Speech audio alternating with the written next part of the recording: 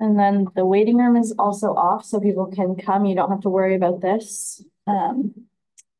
And then your forward and backward are there. And we still don't have our new speaker or new microphone yet. So it's close to this area. Sometimes that one doesn't work. Sometimes it's from here, but you should be okay. Maybe if I pull this. I pulled it. I think as far as it'll go. Okay, don't pull it. But you can push this that way. Perfect. But if you need anything, get it. But hopefully you'll find it out. So Grant's sick today. And I got a call this morning. So as I'm going through this, it's my first time reading it. I don't teach this session. I teach the last one. So it shouldn't be all that difficult. But the one thing I will ask, if someone's up there and they seem to have a question and I'm not focusing on that, then please just scream. Can you guys hear me online? Oh yeah, very well. Oh gosh, really? That's fantastic. That's not even speaker. Yeah, no, we don't. That's why and usually, yeah. Okay, so ours is generating this session and the next session really focuses on lead gen. And that's one of the things, honestly, the most important thing in your business. And a lot of people are giving different answers to this, but honestly, lead gen is going to save, it's going to save you from any possible real estate issue or problem you're going to have in your life. Okay. Think about this. Anytime you're struggling, okay, and you say to yourself, oh, I'm tired and, you know, the market's bad, this is happening, you know, and the money's not coming in the way it should in the house, and that causes stress. And a lot of people kind of relax and back down when the stress happens in your life with real estate. And that's normal. Like you go through something in your life, let's say you're going through, I don't want you, any of you to do it, but going through divorce or going through, you know, stuff with your kids. It's always stuff that is super important. Those are the things in your life that are here. And that's why you're working. Like, are you working just to have a big bank account? No, you're working because you have something in your life that is very important to you, right? So if you are looking at what it is that's important, they are also the things that cause a lot of stress in your life. A child being sick, a child needing extra help in school, all of those different things sort of can take you away from your business. Anytime something's happening in your life and you're starting to stress, that's the time you rev up your business. I know that sounds difficult to do, but think about the question. So let's say you're a little down, oh, I'm not doing super well and I haven't, you know, I haven't got a closing next month or something like that. Think about if you ask yourself the question, if I had 10 pendings right now, would I be feeling the same way? Would I be feeling this stress? Anybody? Nobody. Okay, your car stops working. Stressful. If you have 10 closings coming in, is it a problem? No. Right? The window broke on your house when your husband was snow blowing the driveway. Does that sound like it's happened? My son's Did Chad do that? Yeah, we're not going to say that out loud, guys. I do not get anyone in trouble, meaning me. So don't be squawking if I say something he's done.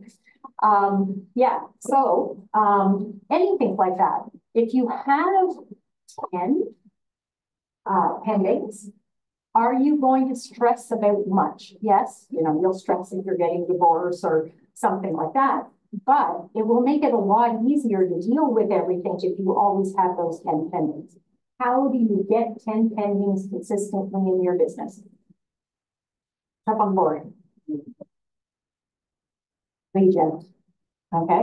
What you have to do is commit to filling your pipeline every day. Okay.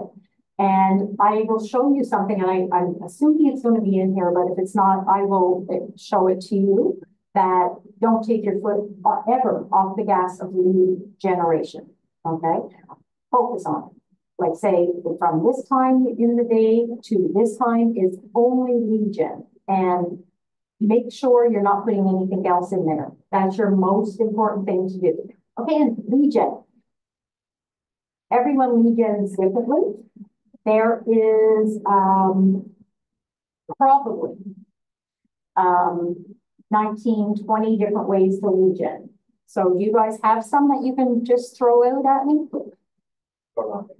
Yep. Ads, Yep.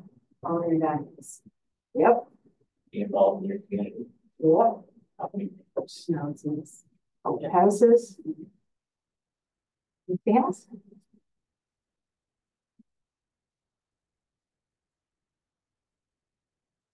Seminars.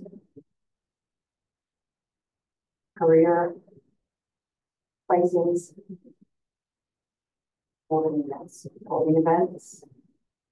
So it goes on and on and on. Do you have to learn all of these? Do you have to do all of these? No. Okay, you have to do 3. But there's 3 things with it. You have to do it. That's the biggest thing. Even if you're not doing it well, if you're doing it, it's going to be a good thing. You have to be good at one of these 3. Okay? And you have to like doing it.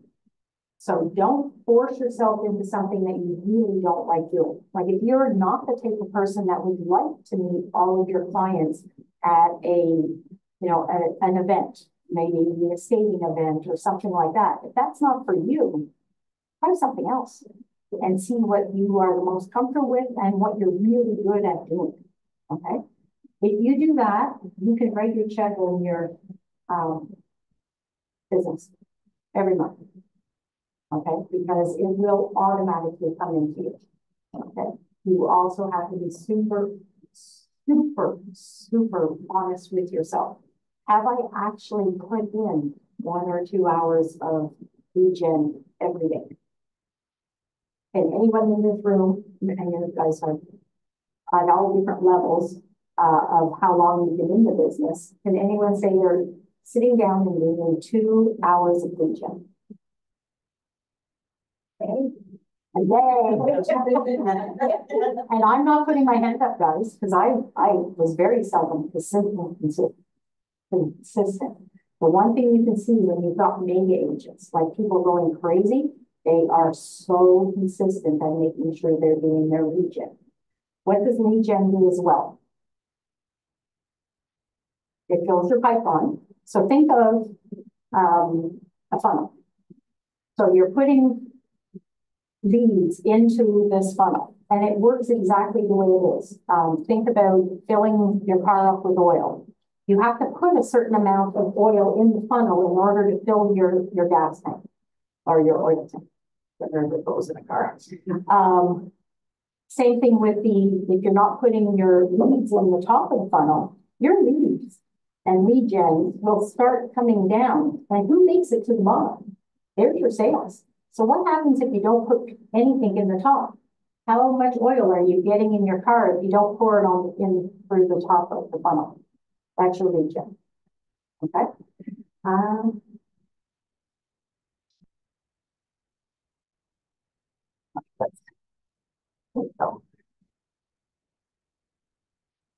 Oh, that's not good.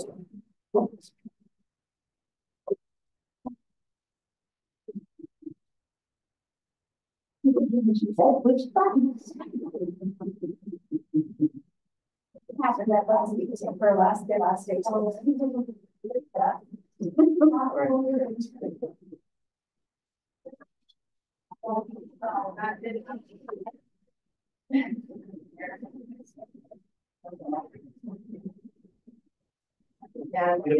can just bring Alicia whenever you need. Yeah, if need yeah. We do have a big bell in my office. There. Thank you. You're welcome. It just was sleeping. So it's basically the mouse needs to be where you want to click it. Oh, Don't worry about it now, your buttons will work. Okay, so first you're going to be coming, and you're on the way to that, sitting in here, becoming the expert, okay?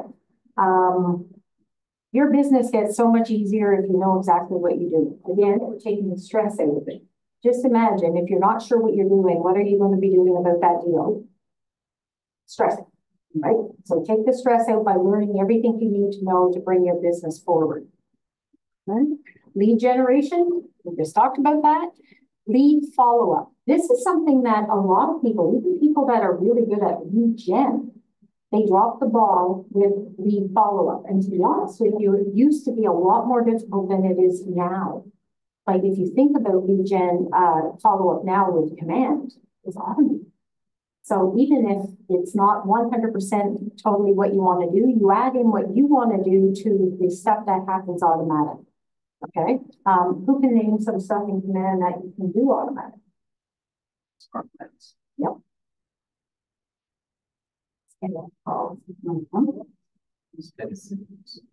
Touches, social media posts. Touches. How many touches should you have during the year with the client? 33 or 31. Read the MREA. Good job.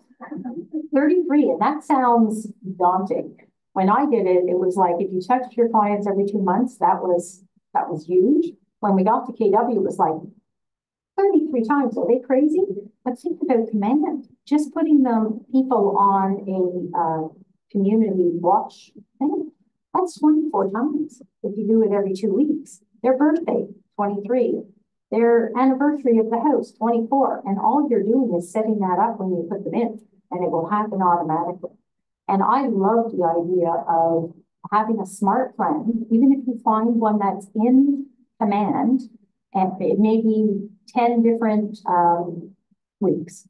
And if it doesn't have something like call them, put that into the smart plan, and you'll get a notification you have to call that person today. And that gives you, okay, I should reach out to this person.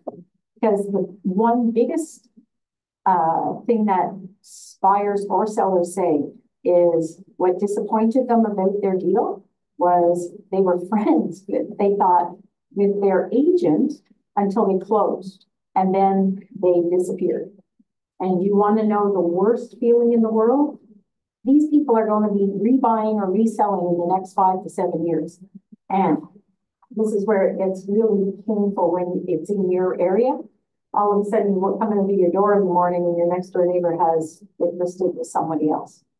If the only reason they would do that is because you weren't in contact with them and they forgot you. So there was a very cool survey done in New York City, in Times Square actually. And they were just stopping people. And they said, do you own properties? Have you ever sold or bought a property? Yes. In the last year? Yes. Okay. Were you happy with your agent? Yes or no? 85% were happy with their agent. That's incredible, really, if you think about it. Next question. Would you use your agent again? 90% said yes, I would use my agent again. Even more than that were happy. The last question, what's your agent's name? 35% knew their agent's name. Right? I think they all know me. Really close, but you don't know what happens. But like I just said, you're going to feel sick to your stomach when you come around that corner and it's someone sold with someone else. Also, if you're doing the touches, just say, okay, it wasn't me. Obviously, that was the problem. Because think about all the external factors that come in. So all of you are now agents. All of you have really close friends. You all have really close families. You have good people that, you work with other jobs and stuff like that. You bought and sold houses with a different agent. And now they're going to sell with you. So that's going to happen to you too. And often people go with, oh my God, what did I do wrong? What you did wrong is you're not their next door neighbor, or they're not your niece or something like that. Okay. Please ask questions as we go through this. And then it's contact pros. So that is a lot of times when people let go of something that could be really, really, really important to their sphere of influence and growing that repeat and referral business is making sure that during that whole time, you're really taking care of your clients. And most people are pretty good at this, but I do know we get complaints like, oh, well, she was at my house and I haven't seen her since she signed the paperwork. So make sure you're in contact. I put it right into a schedule. When you have a listing or a buyer, you talk to them once a week. No matter, even if you don't have a whole lot to say, be honest. Tell them, we haven't had any showings, but I wanted to reach out and tell you that, we're still, working on your listing or, with a buyer. I just want to reach out. Nothing really great has come up, but, if you see something, make sure you get back in touch with them.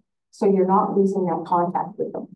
This market is a little different because the buyers are, within 5 minutes going to see whatever just got listed, basically. And yes, it's that bad still. We are getting multiple offer situations and lack of inventory. So want to succeed this year? Go at once as much as you can because they're still selling like this, most of them. If they're fresh rate, they sell fast, often for over asking. Who here likes lead gen?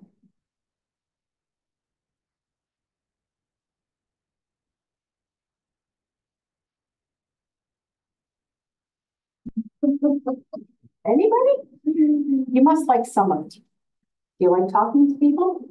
So I was gonna say, I enjoy talking to people, so being social. Yep. So that aspect of it. So what is the most successful lead gen people? What are they doing? They're building relationships with people. That's all you're doing. It doesn't even have to be talking about real estate. Make sure you're top of mind with them. And I guarantee you, when they have a real estate question, you are the expert, right?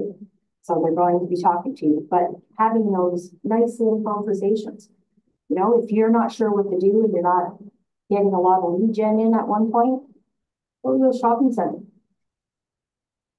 Right? You can talk to anybody there. Sit in the, Chad has this down to an art. He doesn't shop, but I'll take him to the shopping center and I'll leave him in the cart. Or I leave him in the first row of Superstore. And then when I'm finished, I just go back and go,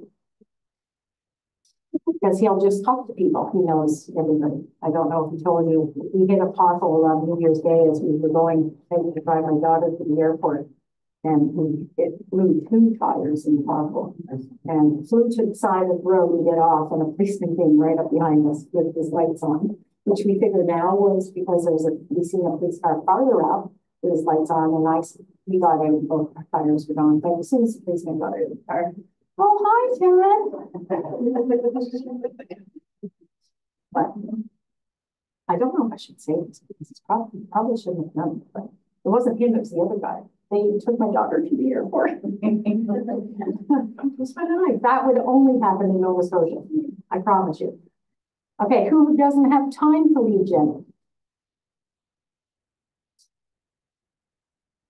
Nobody. Put it in your calendar first. Think about the jobs you had before. Okay, you went to work and you worked 40 hours a week. All we're asking for is 2 hours a day. But put those 2 hours in a day. That could mean even at home, if you're at home, closing the door, turning off TVs, turning off your phone. If you're in your home office, put your phone in the kitchen and do it if you need your phone for retail. But don't look at your emails. Don't, if you work on your computer, leave your phone somewhere else. Because I guarantee you, lead gen until you get really good at it is uncomfortable. So your mind is looking for something else instead of actually doing that. And everyone's like that. When you're in an uncomfortable position, you try to get into a comfort zone. So what we're saying is just get lead gen is your comfort zone. Okay. I know agents that's what they love doing. Like they get up and they feel like their day, once you make the habit of it, they feel like their day is not actually progressing well. Who doesn't know what to say?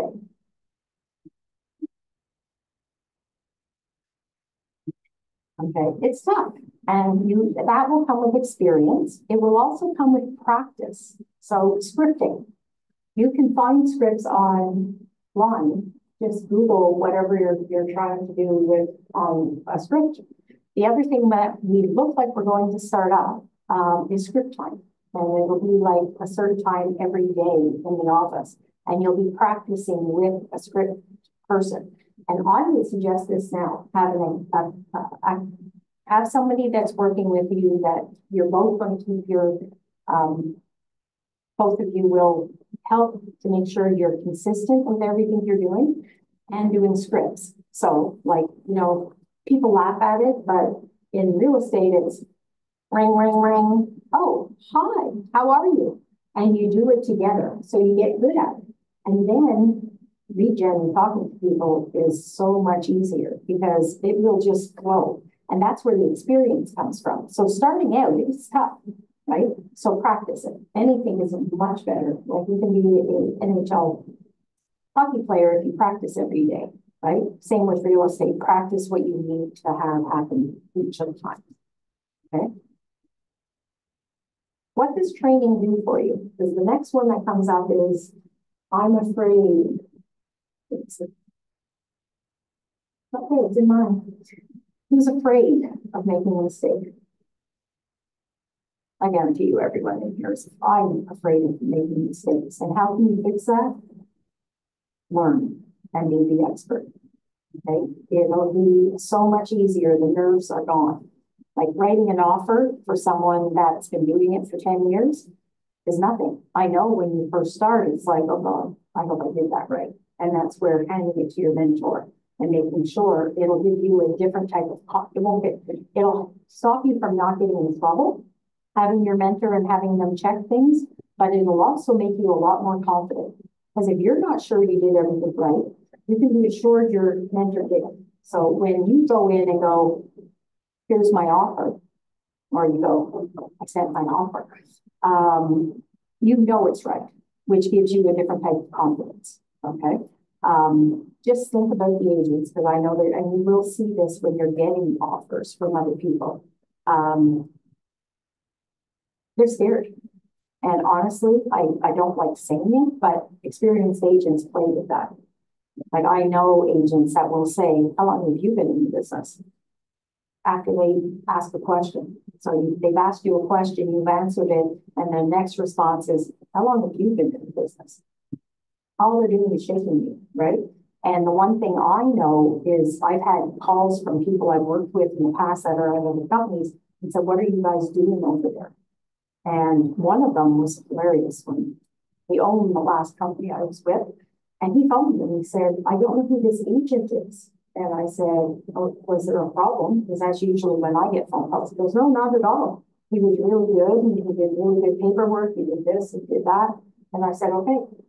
I said, oh, that's great news. And he says, yeah, so are you going to tell me how long he's been in the business? I said, yeah, 4 days. And he's like, what?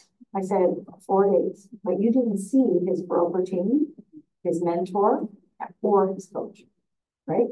And those people have a lot of experience of helping you look like you have a whole pile of experience. So you won't even get the question, how long have you been in the business?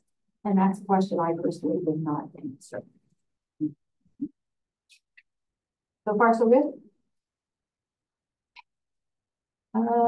How can you capture more leads? You guys said ads, but lead gen is really popular on social media, and that's for you guys. So that's so strong for you. Anything else? Open houses? And what's the positive thing about an open house?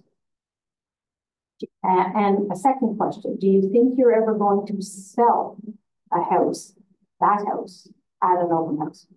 Has anyone ever done it? Yes. What's the possibility? Very, very slim. Why are you doing an open house? Find motivated buyers Mm-hmm. to sell yourself, promote yourself. Mm-hmm. So there's two things that are happening in open houses. They're coming free. They're bored on a Sunday afternoon and they've decided to go around and look at houses. It happens. Neighbors, possible, but neighbors are not a benefit because they could be thinking of selling. Right? And if you put on a really nice open house and you're very knowledgeable, they're interviewing you. So when you show up at an open house, be prepared. Think about it. You know that that person that's coming in next is interviewing me to list their house. So you have to be on it, okay? And you said about the Finding motivated buyers. okay. Most people that are looking for a house or have it in their vision are going to start going to open houses. You should not let someone leave your open house without, one, knowing if they're working with somebody, two, if they are actually looking to buy a house. Okay? And what do you need to do? Get their contact information. How hard is that sometimes? Very hard. Very hard. How can we make it easier? Give them some ideas. Having run away. Give away. Tell people that they don't qualify for it unless they fill out all the information you request. Exactly. Let them know that it's regulation and that it's for safety. Safety. Yeah, Safety works really well. it does. As Because a female especially. you know, some people are putting down the wrong name. But let's be honest, you can't stop that. But for a draw, they're not putting down the wrong name because if they put down, like I've seen people that have put down Mickey and then they were starting an N and then it was Smith. And I'm thinking, Mickey Mouse was here. Right. So, but they're not going to do that if you have a draw on something. And one of the other things is to give them something that they have from you. So what should you be giving them? This is her. It's my dad calendars. Information on the house. Anything else? What about something about you? Okay, so what we started, number one, just the business card. We take bets that it's on the floor of their card by the time they get to their next open house. Okay, but they need your information. So staple it to the information about the house. We had a letter that said right across the top, because if it's really big, a really busy open house is as bad as no one showing up. Why? Because you can't build that relationship. They're just going through crazy, right? When you are doing your open house, getting that information that you have, that you can, what you do out there is good. So we had a welcome letter that said, welcome to my open house. I am. Introduce yourself. What do I do? How do I do it? How can I help them? Right? I have gone, and it's Mr. Chattoff to notice it because he's not a big lover of open houses because it's on Sunday afternoon. I've gone 2 years after I get a call that says, we found a house. Can you write the offer for us? When I got to their apartment, my package from that open house was on their table. I hadn't showed them one house after that open house. I didn't even remember them. Okay, but they had something in their hand and in their eyes were, okay, when we're buying a house, we'd like to work with her. Okay, and that's what you want to get to it. So giving them something of value. And yes, I consider your information and what you do a value because most agents don't actually know. No one here didn't, but Chad listed a place he probably told you a couple of weeks ago, and they did an open house. And we have chocolates that say try not bombs on them, and we have cookies. We make these little things that they get cookies. And he says, well, you're really busy, Laura. I said, okay, 36, you think? Yep. I said, perfect. They had 80 people. What's the good news with that? Sell it. Well, you're going to sell it for sure. What else? For you guys? Nothing bad news about that. No. Odds of leads.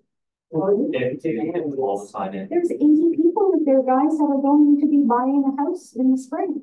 So if you don't have one of them, make sure you list something that they will be in there to buy, right? When people say, oh, it's a slow market.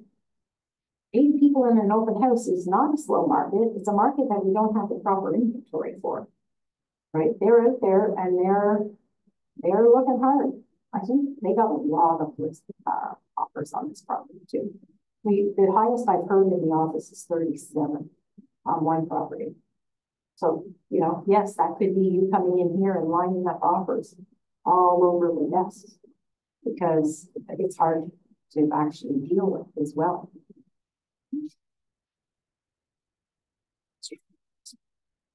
Any questions up to that? You guys are quiet. Oops. You would have thought it would go down. Can we follow up? Well, sorry, I do have one question. Yeah. I've got some open houses this weekend, so I just want to follow up on that. Anybody that you're able to gather their information, do you put all of those people into your database, no matter what the interaction was, no matter Yes. how serious they are? Like, as soon as you have that Have them. information, should they be looking at your database? So what they did on that day, and we did it by writing, which we shouldn't have done, because she printed off 40 things and 80 people showed up. So she was actually grabbing for blank paper and stuff. You can do it on your computer. And honestly, guys, I figured this out for them. Go into Google and make a form and have it on your computer. And when they come in the door, they fill out the form, and the form will go automatically to a Google Sheet. So you're going to have all the names, all the numbers, all the addresses, whatever they give you, email addresses. I always ask on those forms, are you working with a real estate agent? Because if they are, and they lie on it and say no, you're going to start working with them, right? And then you find out you got a phone call from an agent saying, you're working with my client. Well, he told me he doesn't have one. So, you know, I'm sorry. Basically, that's all I can say. I would put everybody in your database and follow-up database that showed up at the open house. What do you do on Monday morning after you've done an open house? Say thank you. Okay. Super easy now with the data. Like if you've got them on a spreadsheet, it's painfully easy. What I do with this spreadsheet is go straight across, and anyone that said, yes, I have an agent, I just delete it off the spreadsheet. They're gone. Don't try to, you know, even if they're lying about it, do you really want to work with someone that's ready to lie to you already, right? So then you have a spreadsheet with names, emails, phone numbers. Copy, paste, email in VCC. Like don't put it in the top line of your email. Put it into VCC, and then write an email that says, "Hey, General, hey, I met you yesterday at the open house. It was so nice meeting you. Remember, I'm here for you if you have any questions about the house or if you have any real estate needs. Get in touch. Here's my email. Here's my phone number. Send." So when they do this, like think about the 80 people. If it wasn't on this, we did it in paper, which I should have did after. But having that sheet is super easy to create. Like honestly, if I can do it, anybody can do it. And I did it for them for the next one. So it was done right away. And then it's so easy the next day because you're not taking it from a piece of paper and typing in their email. And if you type like I do, it's a long process and I make mistakes when I'm typing, right? And then things pop back and all that different stuff. What I also do is I keep notes at open houses. So if you are talking to someone, keep the notes on him or her. Okay, like, oh, they've been looking for a house for 2 weeks, blah, blah, blah. Write in command, you can take notes. Write all of that stuff right in. And it's super easy. Just press voice to text. You can do it on your phone if, you know, you have someone in the open house and then you put them in command on your phone. Just press voice and put all the notes. talk to yourself and say, oh, they, a family of four, they're looking in this area, they're doing this. I sent them, I put them on the smart plan. The smart plans for open houses are great. What I say, always make it your own. So when you pick a smart plan out of the templates, go through each one and make it sound like it was you. If something doesn't sound like you, take it. Okay, because people will say, oh, she just has it. It may be, changing the first one to, hey, it was so nice meeting you yesterday. You met them because they filled out your thing, right? And you're contacting them. And then let the program take over after that. And they're really good, smart plans in command that will really help with this. Okay.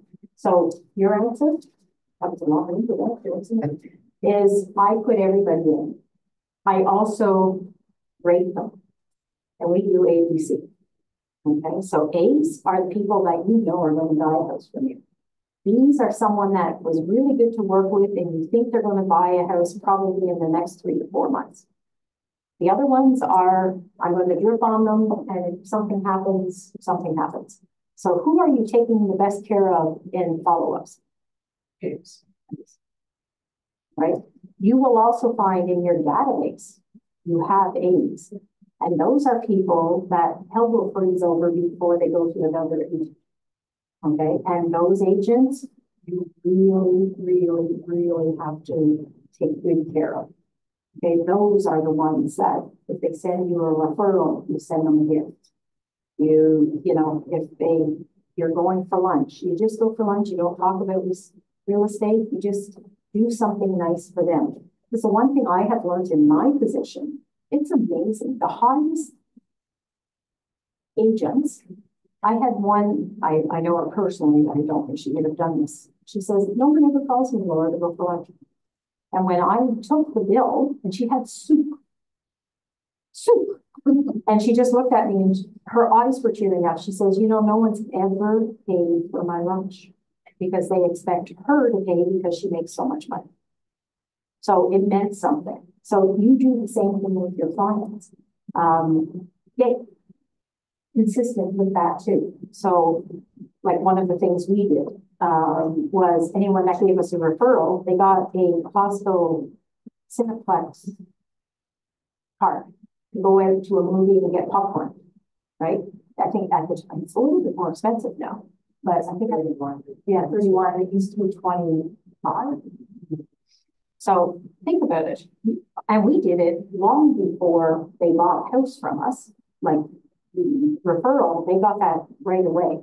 And it's so funny because they said, if we send you another referral, could you get some kids tickets too?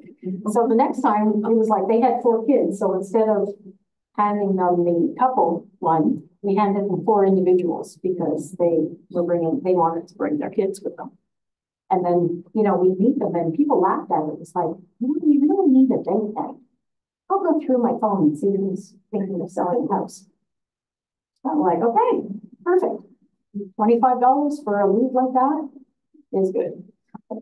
Why is it better? What type of leads are there?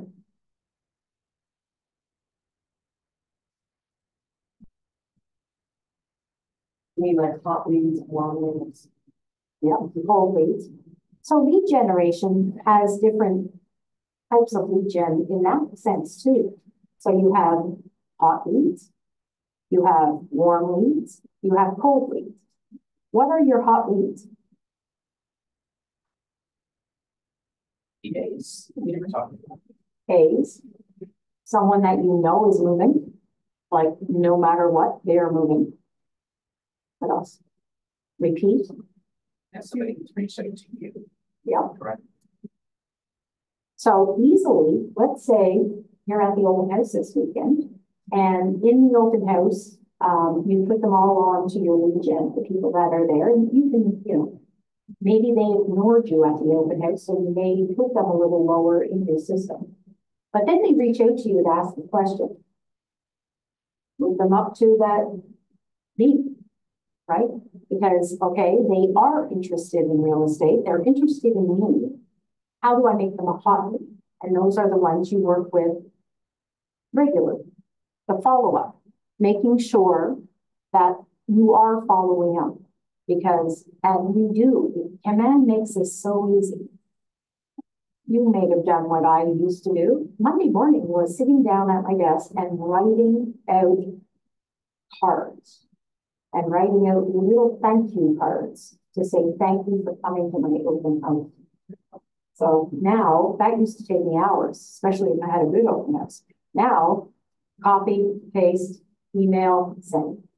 And if you want to get really lazy on Google, once you write a really nice one, press the three little dots at the bottom that say template.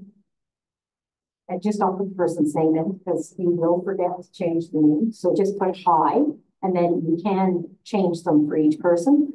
But you press template, save. So you put thank you open house.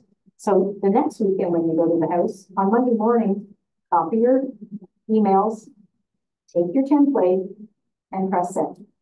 So what used to take 4 or 5 hours writing out all these cards is now minutes. Is the template in Gmail as well? No, so you write an email. You write an email in Gmail. In Gmail, and they go right to the bottom, you know, where they have like text size and all that stuff. There's 3 little dots there. Okay, press the 3 little dots, and it says template. And then you say add template, and that will add whatever you put in there.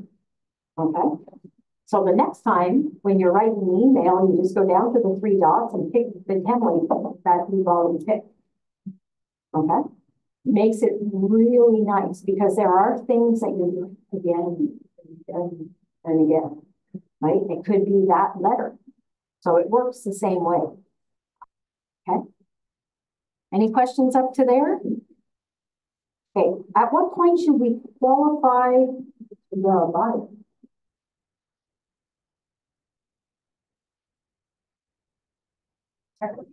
Yep. Sort of get in a habit to know they can actually afford a house before you run somewhere to show them a house. So at that point, you can make the introduction to your mortgage broker. So that could be your second email saying, you know, hey, it was really nice meeting you. I don't know what level you're at with your real estate searches, but if you should be looking to pre-approve. If you haven't, here's a name that you can go out to. Think of it. They have an email that they just have to push a button for your mortgage person, right? And I would tell the mortgage person that you're doing it and tell them as soon as they call you. So you know, okay, that person just went to the mortgage broker, right? And that's building relationships with your affiliates, okay? So have your mortgage broker say, okay, I've pre-approved them, they're ready to go. Write to them again. Just say, hey, I just heard that you're pre-approved now, so, you know, what are you looking for? Right? Good. Any questions? Did that make sense with your open house?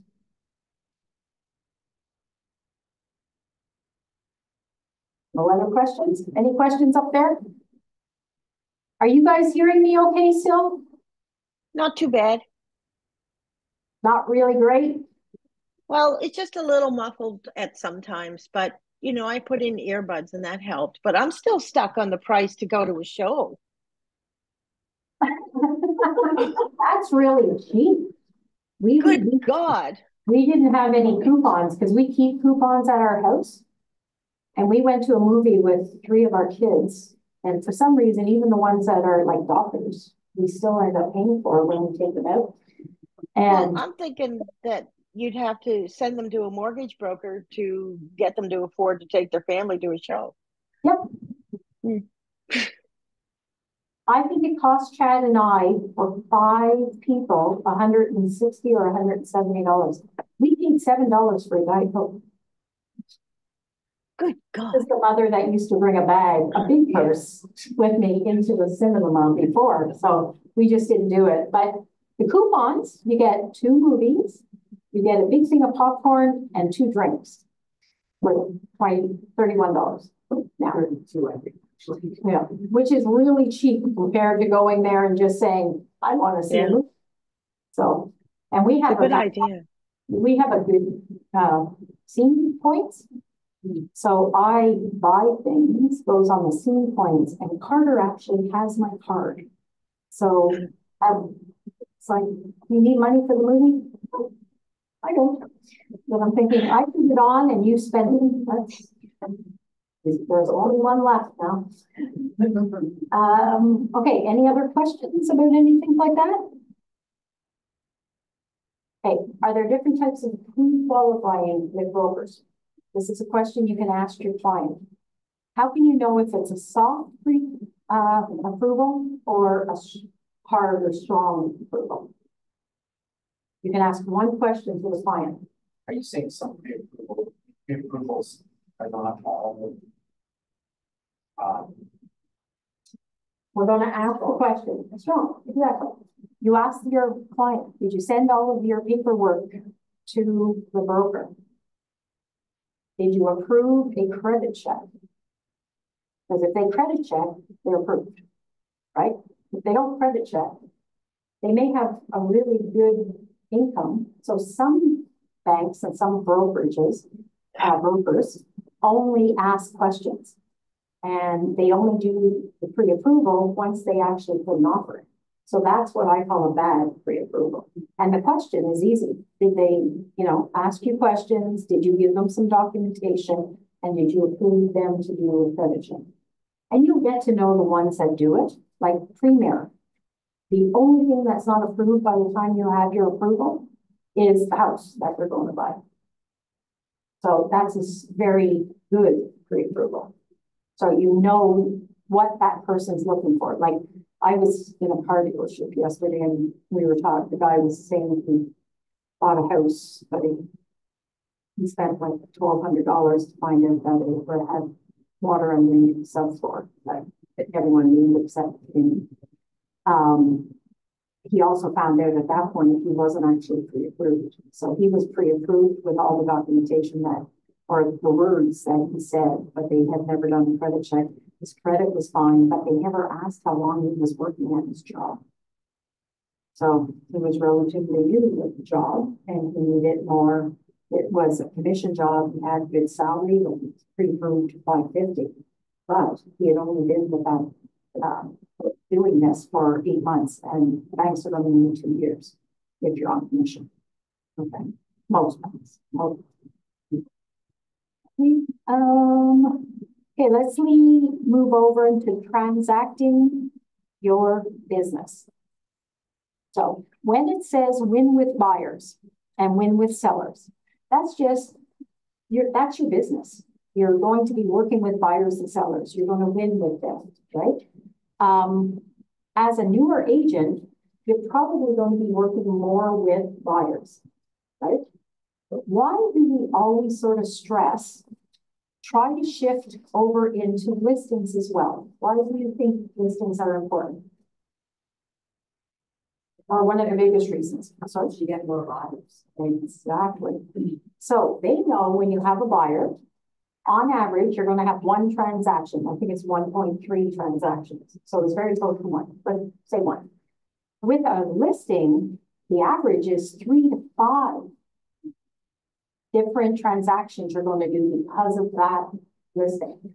And the reason for that is exactly what you said. You're getting the spin-off business. Why was listings difficult during we sold the house in one day? Because you don't have the time to actually talk to people in the listing.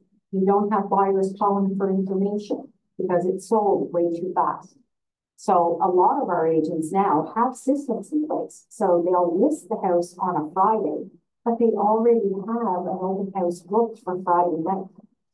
Maybe a VIP open house where you're inviting all the neighbors. That's how I can knock on doors. Like, we have a VIP. So say you sign the paperwork on Tuesday. Sign the paperwork earlier, get all your stuff ready, and then you say, I'm going live on Friday. Okay? So your paperwork has to be ready to be live on Friday. Friday evening, so Thursday or even Wednesday, you've gone around to the neighborhood, knocked on your doors and said, hey, I have a brand new listing coming up.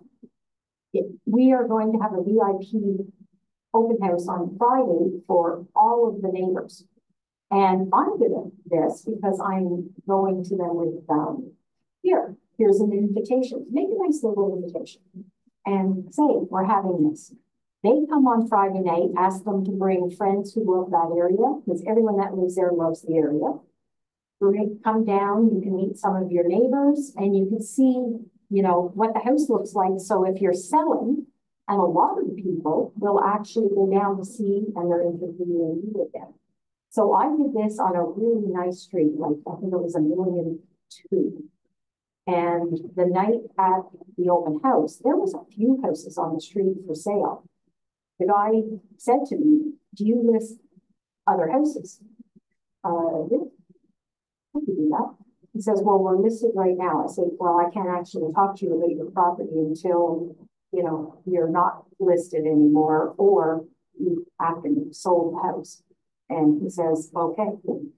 He's seen the way we put our open house together. And he called us as soon as it expired and said, would you list our house? So we didn't even have to try to find him. He found us and he said, my agent did nothing.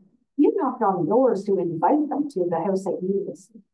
Right? So for him, no intentions buying that house, but he was definitely interested. And that one really big open house that we had a lot of VIPs at that one as well. I think we got 3 new listings from him. Yeah. So, and then obviously you're doing open houses, you're fielding calls off your sign. People call you off of, you know, realtor.ca. Those are the people you can convert. That's why for a listing, you have 4 to 5, 3 to 5, whatever, you know, your average is going to be. And that's how effective you are in an open house. Okay. You're working with them now. You receive offers. This is when communication has to be the best. That's where you're going to get your referral from that person. When you make them feel cared for, okay? What does your clients need? They have to know you know what you're doing. They have to you have to care for them. And you have to be honest. That's what they're looking for. And the caring side of it is the biggest thing. Do not put the money you're going to make before what's going to happen with that client. The best thing I say is each client should be treated like your grandmother. Okay, your business will flourish. It may, at the moment, mess up a deal because you're saying, don't do this, or is this too much money for you? Or this is a lot of stuff in this building inspection. Are you ready to take this on? I can guarantee you, they will never go to another agent as soon as you show them you care about them.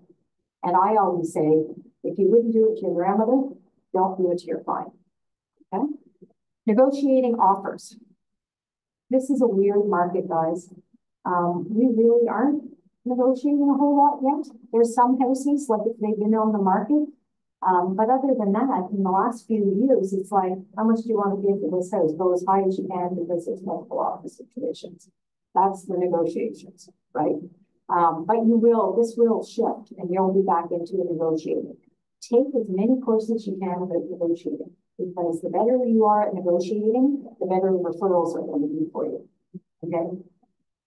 Probably people have heard this. I find it so odd.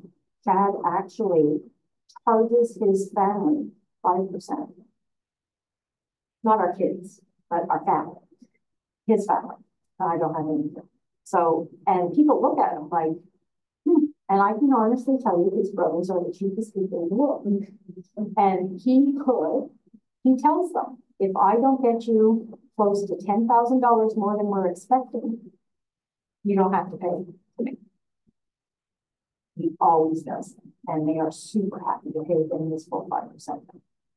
So when he says, I'm sure you've heard the line, don't know your value and make sure you take care of your business. He's right, because you are very valuable, especially when you get to be the expert. Okay. And that can happen really fast. Just get into these classes.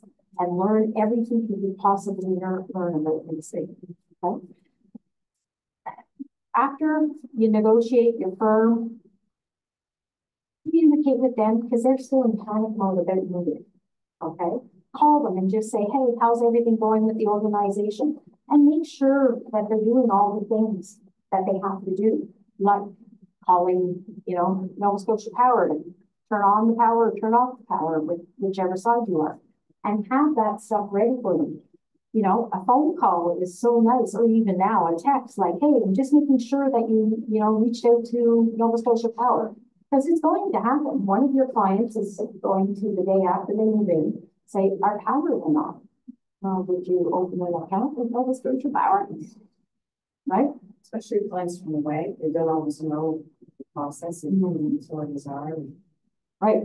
So that's one thing that can be in your sellers or buyers package, right? Have that, or have it as a communications piece. So as soon as they write their offer, what we do, as soon as they write their offer, they get a letter that says congratulations, and it comes from our assistant. But it says, these are all your conditions. So as we're working through the conditions, I'll be in contact to see how they're doing.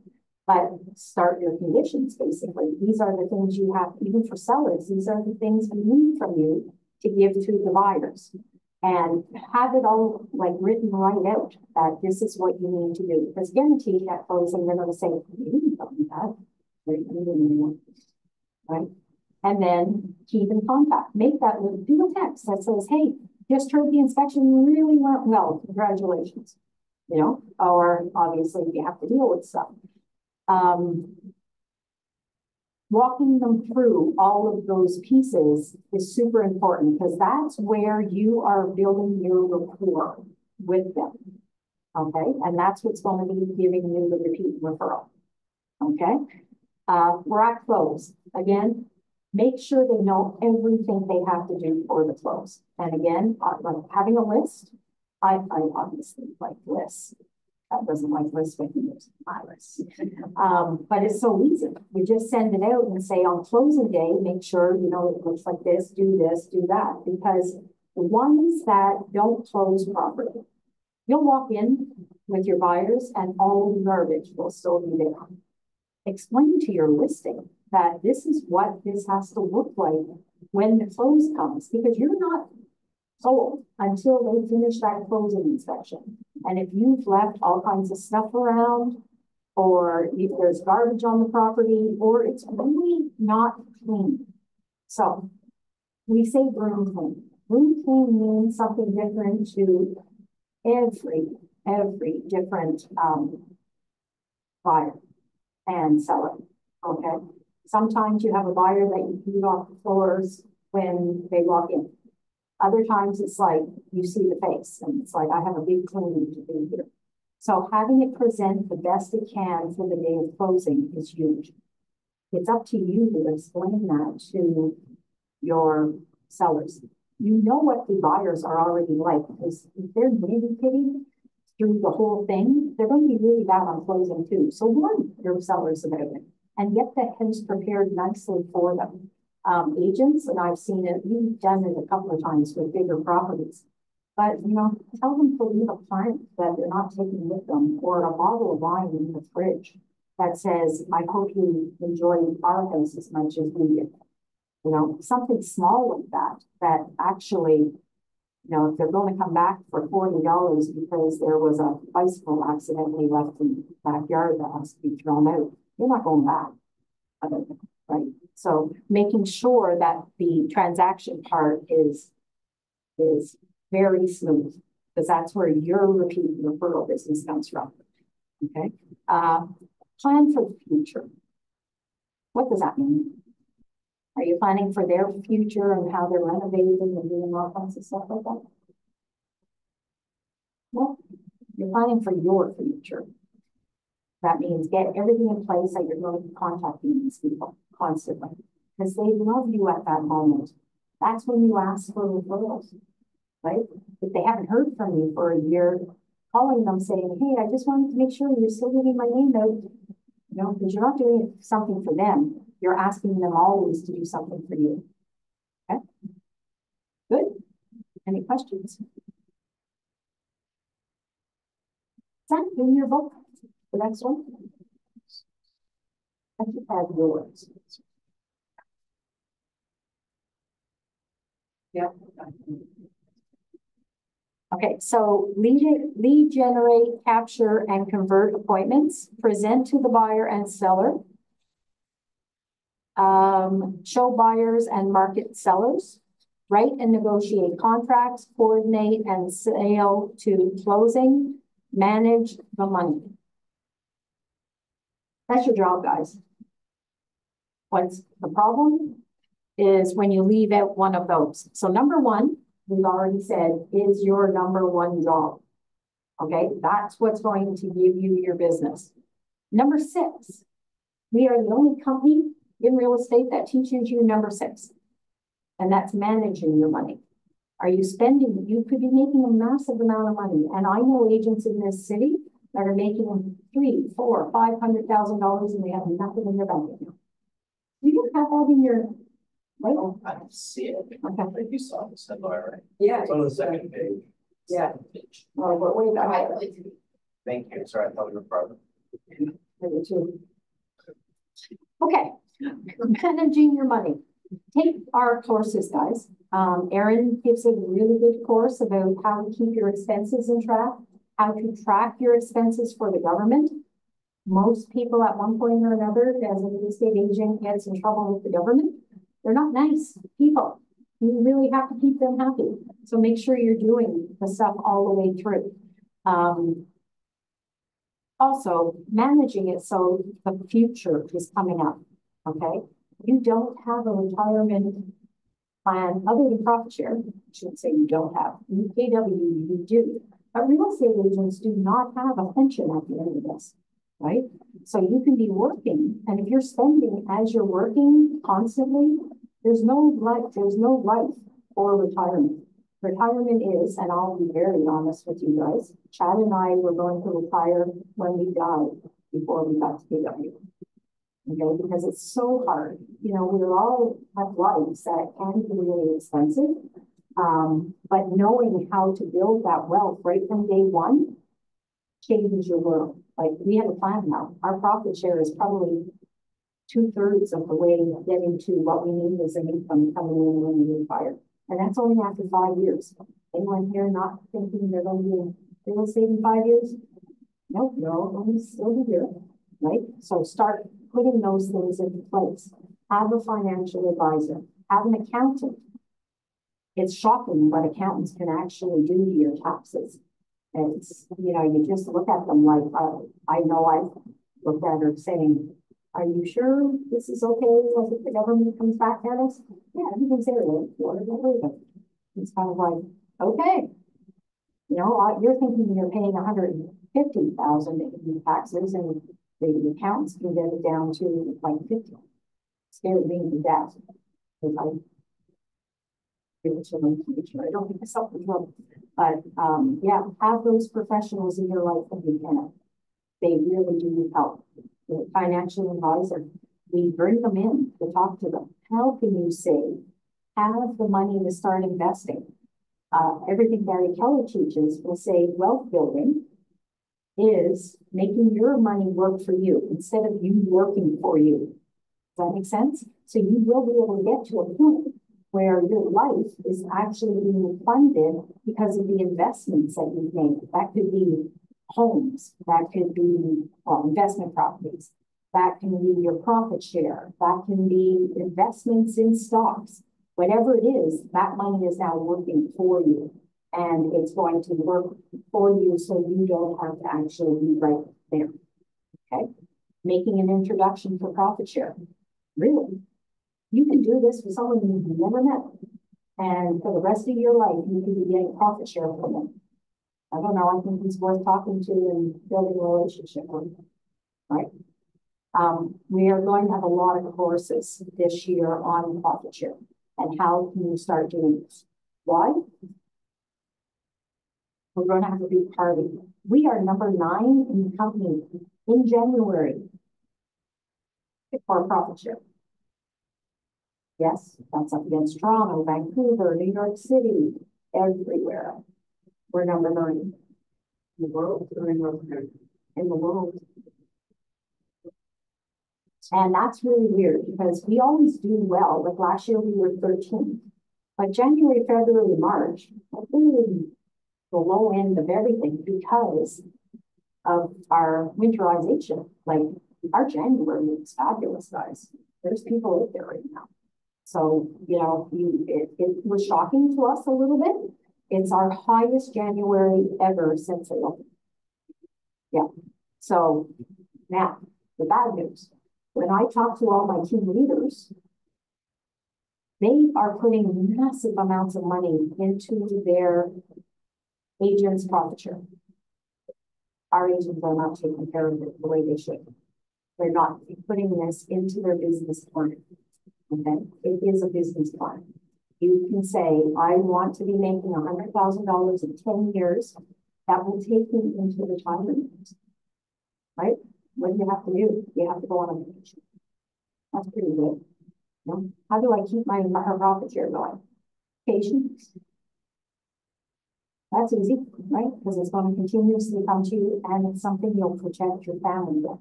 Because God forbid if something happens to you, it also goes to your family. Okay. Okay, we talked about the fears. We just have to say, I am not afraid to lead you. And do it, and you will get really good at it. Okay? Everyone's afraid when they first start. Okay, read this over and see if that's what you feel. Well, we've done a lot of this. It's weird the way this ended up. And I apologize. I'm learning. I'm seeing this the same as you, but this is what we've talked to. Okay?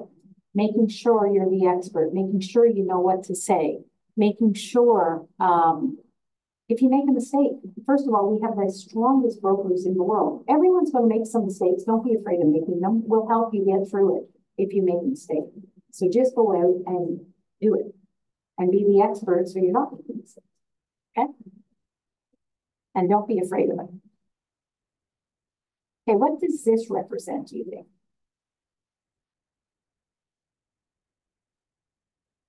Who are you in this picture? Exactly. That's your A, B, C, and D. Legion, right? There you are sitting in the middle, and this is the people working for you. Okay? They are the people that are going to give you money, basically. Okay. This is basic. These are average numbers. Okay, do you have this in your package? Yeah. So basically what it's saying, how many numbers do you, just out of thinking, how many numbers do you have in your phone? So people come to me and say, I don't know who to put into my contacts. You're not telling me because you're going to tell me 500 in my phone and you only have 100 people in your database. Why aren't the people in your phone in your database? You can have your phone downloaded and uploaded into Mint, and then link them. Okay. One of the things you can do as soon as you do that is send out the KW Consumer app. It's Viewpoint, guys. Accept. It's yours. So when you press a button, because I know agents use Viewpoint too, the lead is going to Viewpoint the company, right? Because we've had sellers, my son's godfather, we were selling his property, and they phoned him to ask him if he wanted to see his own property. Because what did he do on Viewpoint? He said, I want more information. So they were calling him with the information on his own property. Okay, so we have the exact same thing with two differences. Your app is 100% agent-centric, which means the leads will go nowhere but directly back to you. Okay? It also works anywhere in the world that there's an MLS system. So you have someone in your phone from Toronto. Send him your app. Then the next thing is going to be, who's going to say it? What is the problem with your phone contacts? You tell me, some of the people in there, you have no idea who they are. Really? So I'm not going to send my app to them. How many people here have been on Viewpoint before? All of you? Okay. So you go out to dinner with Bill all the time? He's the owner of Viewpoint, by the way. You know him? Nope. Are you using his app? Yep. Right? Right on your text. Text everybody. You can do this on super easy on command. Put all the people in your phone in command. Write a nice little text that says, hi, I am now, I'm so excited about my new career if you're new, or hey, I just wanted to reach out. Even if you don't know them, reach out and say, I have a fantastic app. If you're ever interested in real estate, this is so great. You can, there's no obligation, blah, blah, blah, write whatever you want. And press send with every contact in your phone. And then say, oh, and by the way, share it to all of your friends and neighbors and family. I have a question about that. Are there known issues with that app? No, there's It's just easy for it's it's working. to know about like 30 times a day. Oh, it was when it first started. Okay. Yeah. So we were, I don't remember where we were away when I was using my app, and it was California in Beverly Hills. We're driving and I'm going, that's $17 million. That's cool. So it works. And I know how well this can work because I was in this position, so I don't sell anymore. And I had to go back to Chad's office and say, what is this condo? Because I got one of my clients saying, I want to see this condo.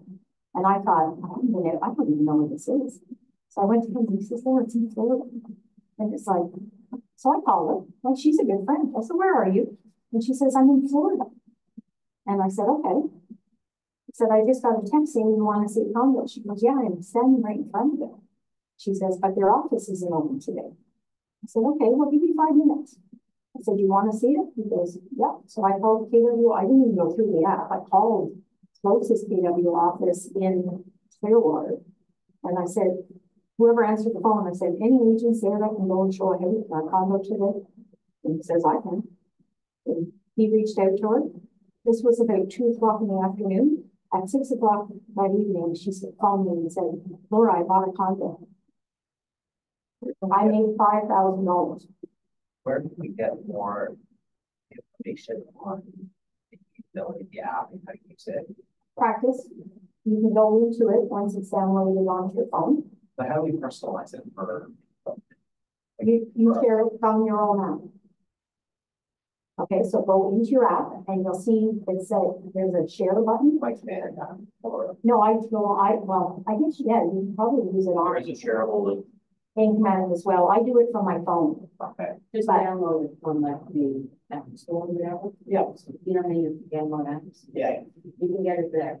You can also, yeah, you can download it too from your command center, but reach out to Elizabeth and she can walk you through step by step.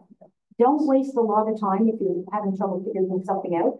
Just reach out. Like I reached out to her and she called me back like about 15 seconds after. And she's good. Like she answers some questions like that. Does anyone else talk to her? So she's had a really bad experience, but that's. oh no. Oh, Trying to put our team together, our team's not set up. Maybe there's something real. That question. oh no. Did you tell Aaron about that? You did?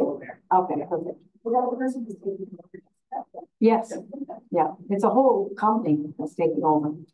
So I've had very good luck. Has anyone else had issues? I've waited a while for responses. A long, long way? A couple hours for for an email response. That's actually really good for her. You could wait a day or two for Jessica. So, unless she answered the phone. So an hour, I would say okay, but that concerns me. So Jessica's not later. Okay, and she's dealing with it because they are very responsive. Like when, they got better, but they're still suffering. But keep her up to date, because she's in contact with them every day. Yes. So, Erin. yeah. So, and that's the first time I've heard it's a big issue. I've heard different little things like spelling words wrong and stuff. Yeah. Now, very nice about it. I've heard good things from her. Yeah. Jen Denny's had a good experience. Chad's had a big experience, so, yeah, and he's a team. And I'm going to sit through one of the onboarding sessions. I'm going to take a new assistant with me, and I just said, this is new, go from start to finish, because I need to know she's onboarding the same way we've always on it. Now, some of my new agents said the only problem with it was so much. That's normal when you're onboarding, and you look like you're, yeah. Okay. So, closing the contracts, you would have out of 250, these are averages, guys. You would have potential closings from 20 of those people. Potential, now look at this. You already have, because of those, you have 25 towards your 250. One of the things I say, work on that really well. Get really good at open houses. Get really good at getting referrals from people. And that makes your 250, because right now, just starting out, your 250 is full. And you have to go out and find these people. As you get good with the business, this number where it says 20 in level B, sorry, number 3, that referral, that is 100% on you. That I find low. Okay, so think about it. If for everyone you can get 50 referrals, then you only have to have 200 people in your database, right? Total potential from B and C is 45, which is just the addition. Average commission is 7. Everyone here is in Halifax, so we're closer to 10 now. And income opportunity for that is $315,000. Is that good for anybody here? Okay. This is the number. The 250 up on the top is what gives you the 315 on the bottom. Because if you look at the rest, sort of this, that's what's going to happen. And I personally know that's low. So having those people in the 201 club, basically, they have stats on this. People that have 201 people in their database do on average double what someone that doesn't have. So doesn't matter what you've made in other years, you want to double it. Get your people into your contact and start communicating with them. Okay. Good. Your database. We call it our data bank. Your database turns into your income. Lead gen. We already went through this. Prospecting and marketing. Okay. The biggest thing with this is do stuff that you enjoy doing, because I don't care what someone says, even after you form the habit. If you're not good at it, you're not going to do it. And if you don't like doing it, you're not going to do it. So pick the things, like really get good at a few of them and then concentrate on those. The easiest one is your database, because those people already know you, like you, and trust you. Who is going to work with you?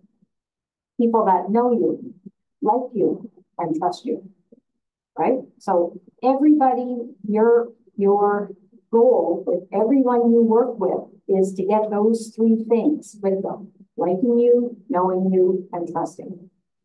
Okay? How do you get to know them is super important. I don't know about anyone here, but I have the memory like a sieve. So I can't remember after 4 years what that client's child's name was.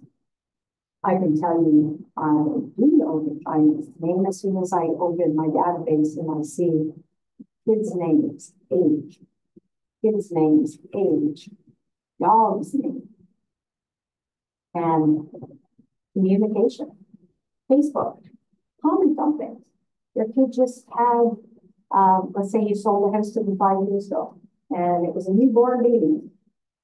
When you see that picture of their 5th birthday, comment on it. Oh, I'm so, I can't believe since we worked together, she's already 5. Wow, that went really fast. What are you doing? You're showing them that you care about their family, and that's all you need to know. Okay, and that's a touch. It's easy. You're probably doing it to people that you know, but now get to know your clients and do that with them as well. Okay. Let's see what's on the next one. Okay. Prospecting versus marketing. We know the difference.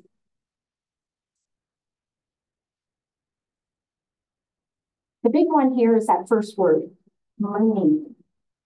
Okay? You don't have to spend a lot of money. Prospecting is your time. And if you're not busy, what do you have? You have a massive amount of time, right? So that makes your lead gen super easy. You have that time now. When you start getting really busy, you may not have as much time. So you may move into the more money-intensive things. But don't start with the money-intensive things. Start with the time. What are they going to like better? If you pop by and just, or one of the things we used to do is when we were really quiet and we were bored, let's go for a drive. And we drive the neighbors who we did a lot of business for. You look at a house, oh, I sold that to them about 5 years ago. Oh, they changed their siding. How easy is it to approach them? Or even email them or text them or call them and say, wow, I was just in the neighborhood. First, they think you're busy and you're working in the neighborhood. 2, you care about them because you checked out their house when you were there and you complimented them on their beautiful new siding. Or, like we used to give rhododendrons as a gift on closing. We actually, Chad used to have a landscaping company, so Chad used to do this for me. And he would bring the rhododendron and actually say, where do you want it? And one of his guys would put it in for them. So that was great for us to say, like 5 years down the line, oh, wow, the rhododendron is flowering absolutely beautiful, right? Why are we doing that? Or why do we need, what does that do for us? It gives us the opportunity of not saying, hey, I was thinking about you, I'm just calling you, right? Or, hey, can you send me some referrals? You care about them, that you checked, you've seen it, and you made the effort to reach out to them. But you touched them. That's a pretty easy touch. Hey, your new siding looks fantastic, right? So when you don't, price of gas isn't great. Wander aimlessly. So a touch doesn't need to require real estate God, no. content. The touch can just be reaching out to them about anything. Yeah. There's another thing that people do are called pop buys. Okay, and pop buys are basically like one of the agent that I bought my house with, which was a bit of a nightmare 30 years ago. He would bring me forget-me-nots. So little seeds every spring, they'd show up on our thing. It said it was obviously the name on it was really good. Forget-me-not. And honestly, I'm a bad gardener. So my little seeds go like this down our hill. And over the years, we have this beautiful mass of purple. And what do I do every time they bloom? I remember that, right? There's all kinds of stuff like that. If you have a teacher in your world, ask them for some of those things that they are really good at. Like my daughter did it with one of the girls on the team. When she was a teacher, she's into these things, but it was something about s'mores. I can't even remember what it was, but she had made little packages with a graham cracker, a piece of chocolate, and it was like, I want you to remember me some more, or something like that. And she just put them on door hangers of all the different people. At Halloween, You know, the absolute best thing to do, and we used to do it, and it's frustrating because just doing these things would really bring up.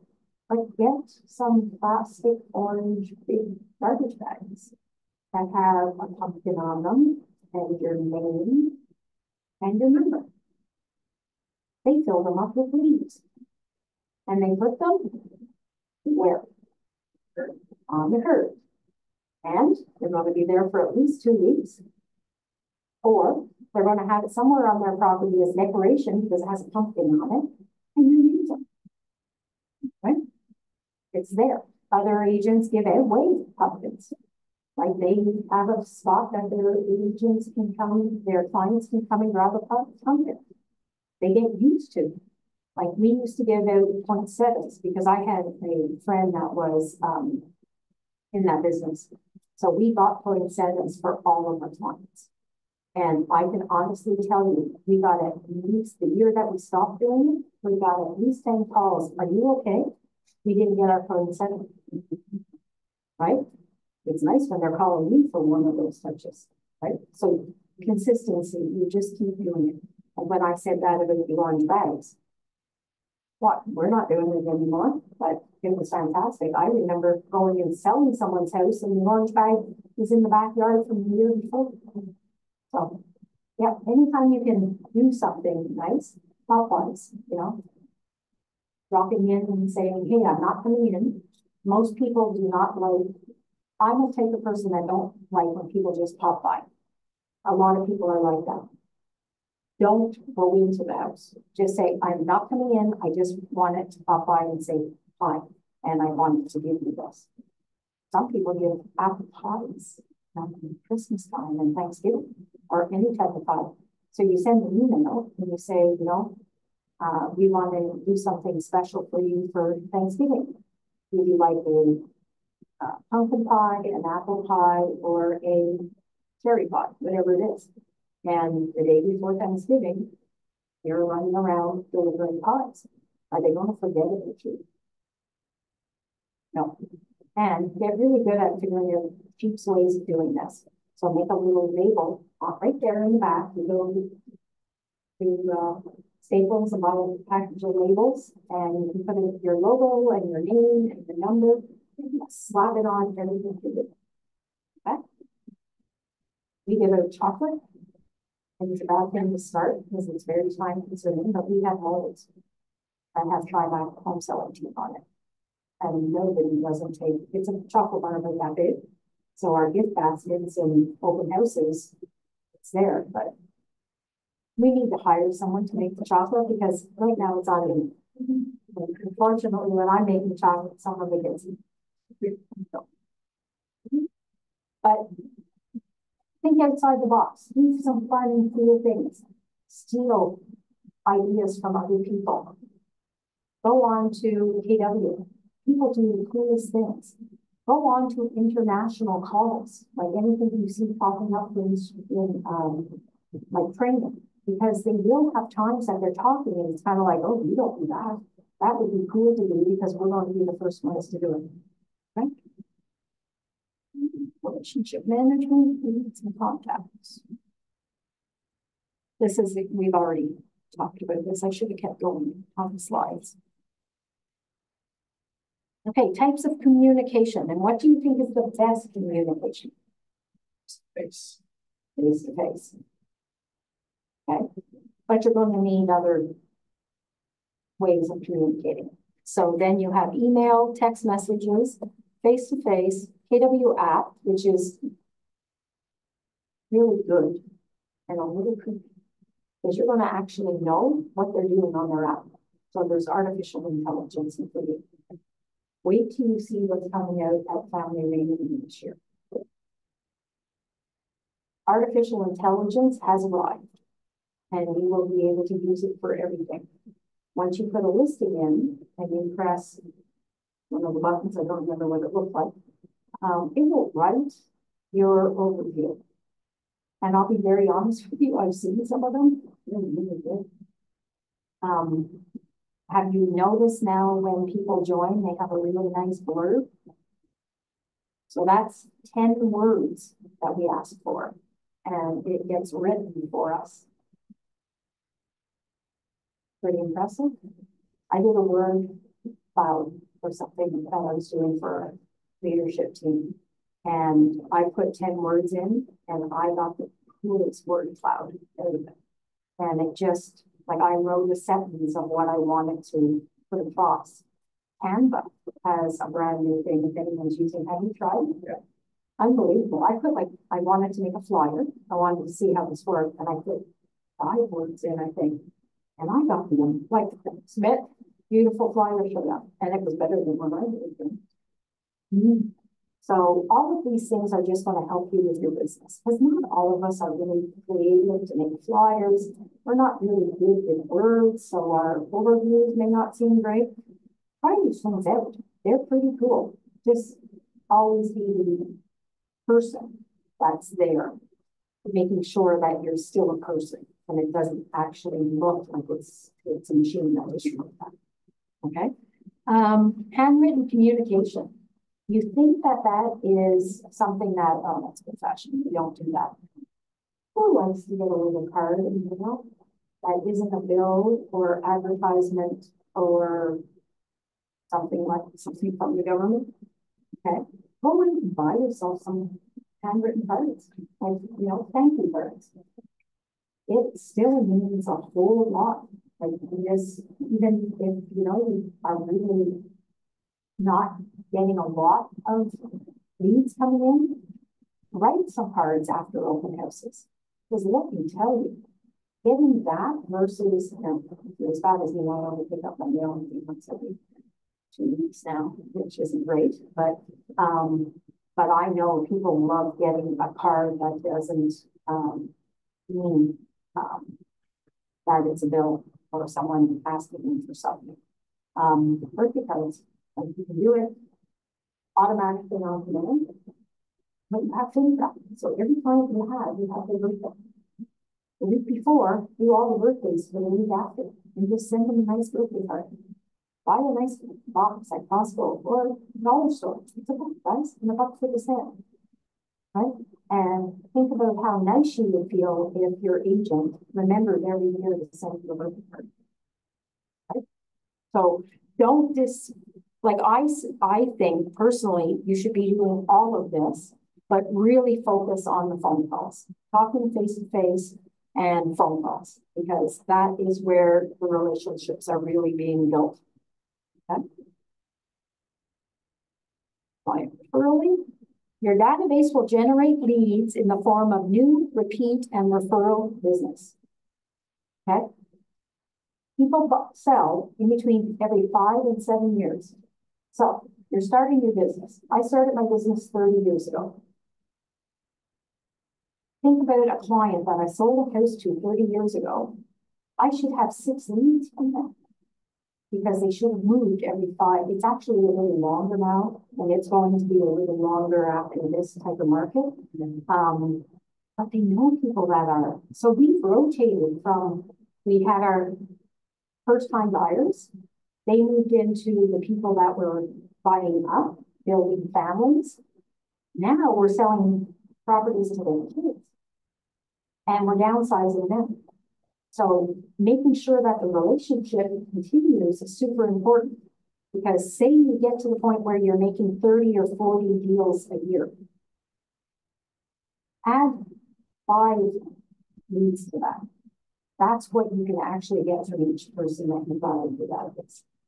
So all of a sudden, those 30 deals will turn very simply into 120, 125 deals.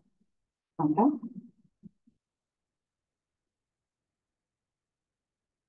Okay. When do you stop lead generating? Answer's right there. Never. Okay. When is the best time to call? When is the best time for you to lead generate? Yeah. But a good time is in the morning. Why? Because if you get 2 hours of lead gen in the morning, you will be skipping down the hallway. It totally changes your mindset because you achieve your goal, right? So achieve it every day. And 100%, the amount of, this is your lead gen, this is your business. If you're not lead genning, this is your business. If you are lead genning, this is your business. It doesn't vary from that whatsoever, okay? Are the touches that we're talking about, is that considered part of the debt? Yeah. Touches? Yeah. So that's your sphere of influence. Okay, and that's the best place because they like you, they know you, and they trust you, right? That's why family, they like you, they know you, and trust you. What's the difference between you getting a new lead out of an open house and a referral from someone that worked with you?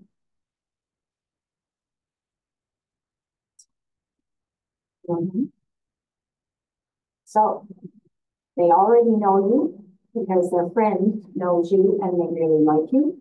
They already like you and their friend trusts you. So automatically they're halfway there to liking you, knowing you, and trusting you, right? It's very simple. A lot of people make the mistake very complicated. It's really not. Do a good job for people that like you. They'll trust you because you're doing a good job. And let them get to know you. 33 touches. Right? And get to know them. That's the trust side.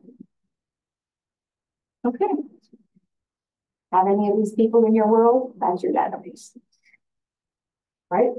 One of the things that we were told years and years back, when you open your wallet and you take out a Visa, a MasterCard, or your debit card, you are that person's client.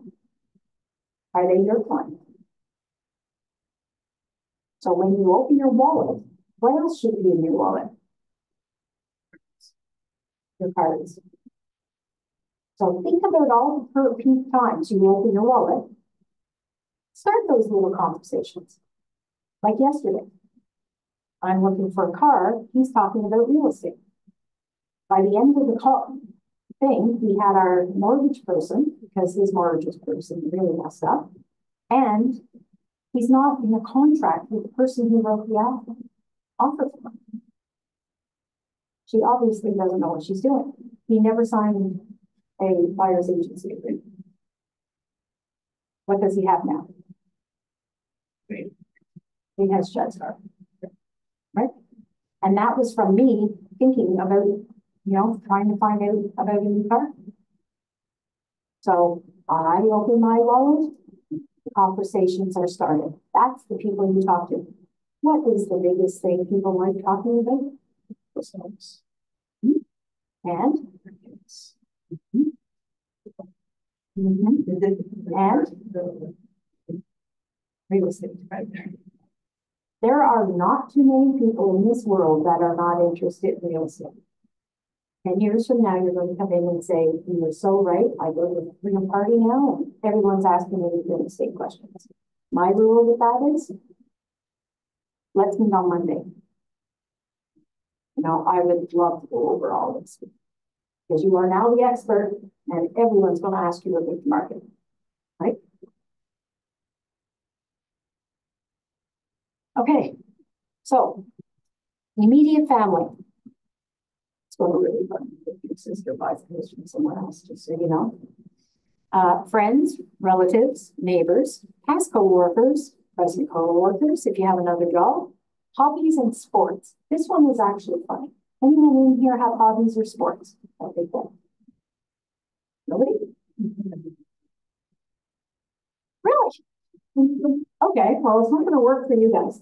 So we were yep.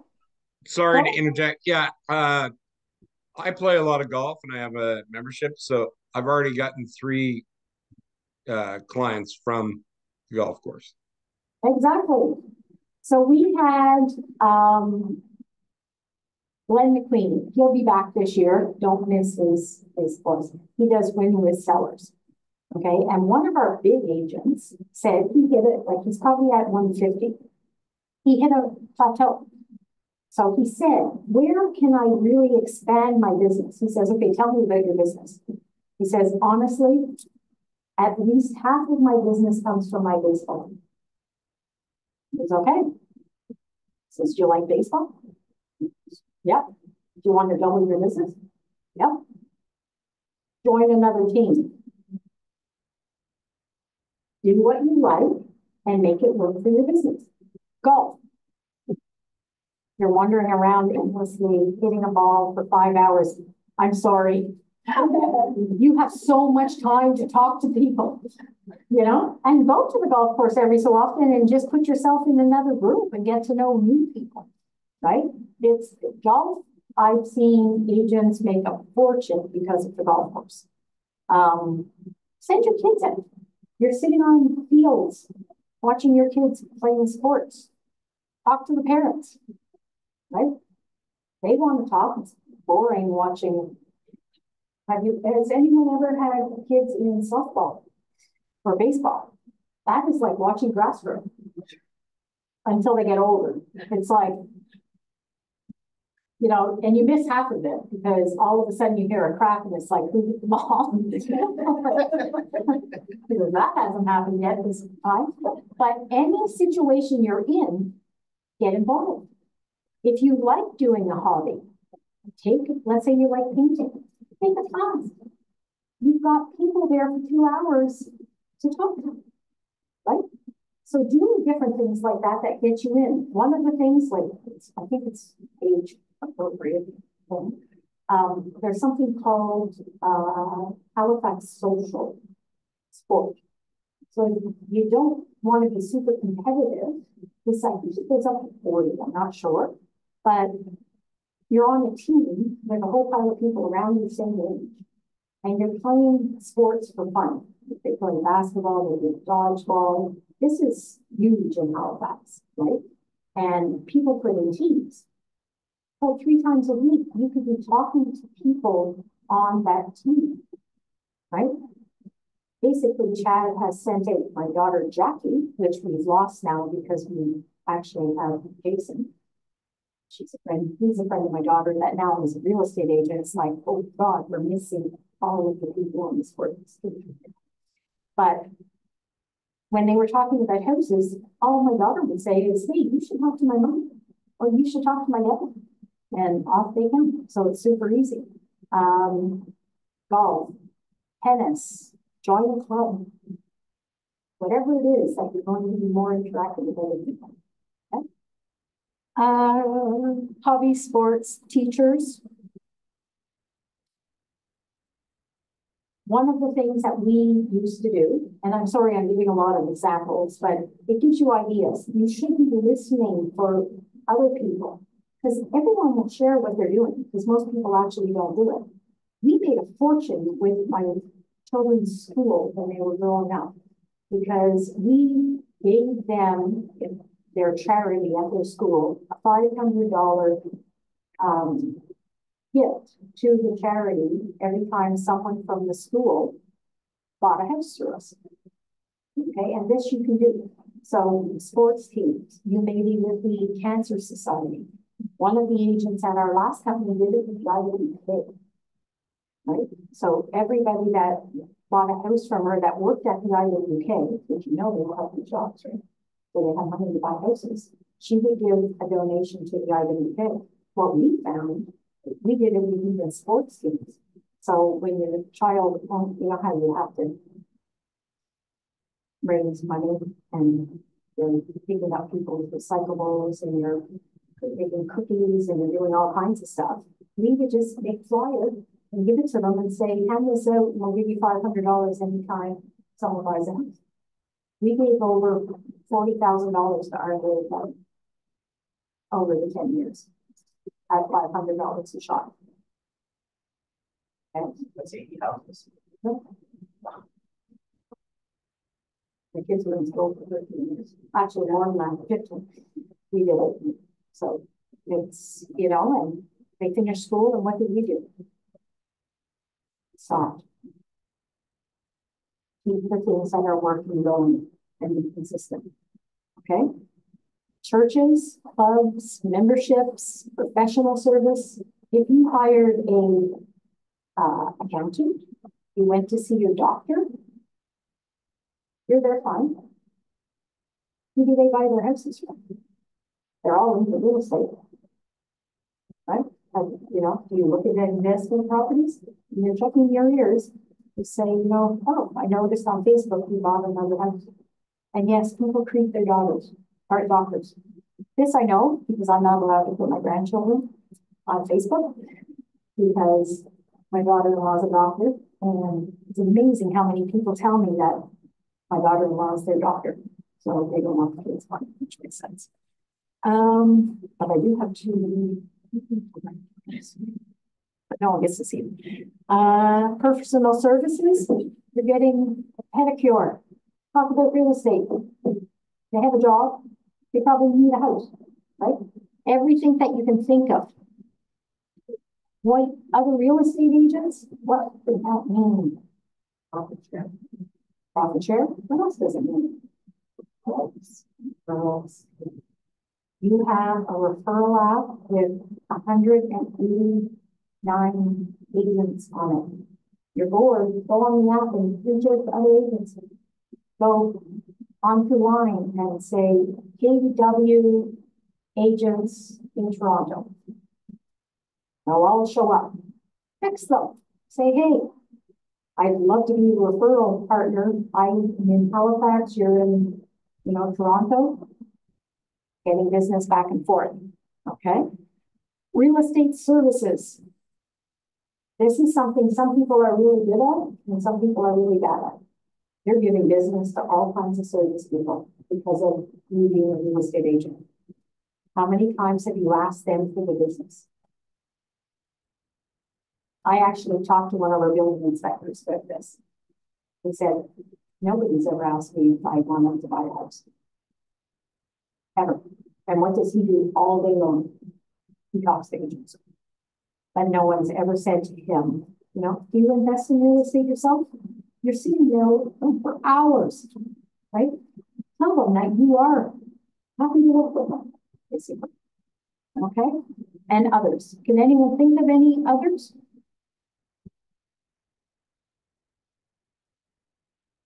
If you talk to the person, they can be a client, basically. That's what this is telling you, okay?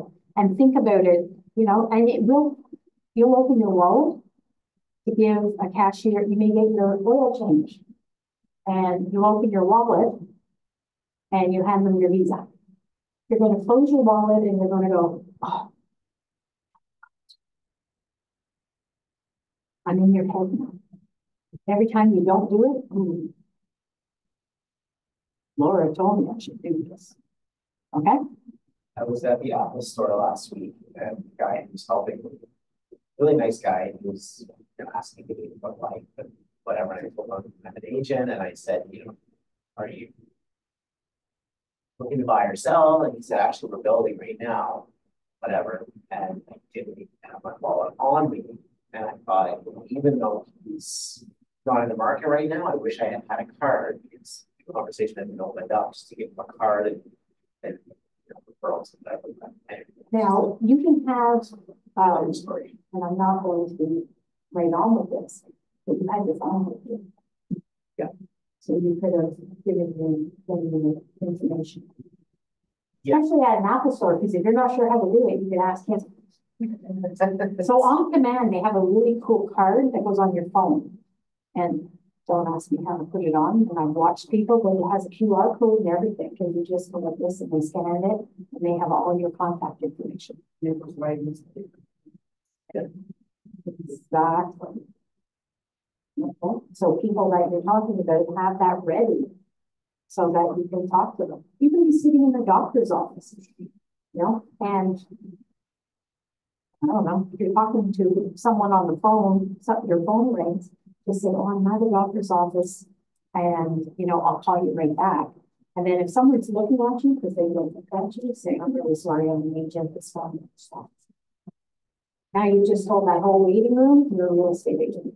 And I guarantee you the conversation starts again.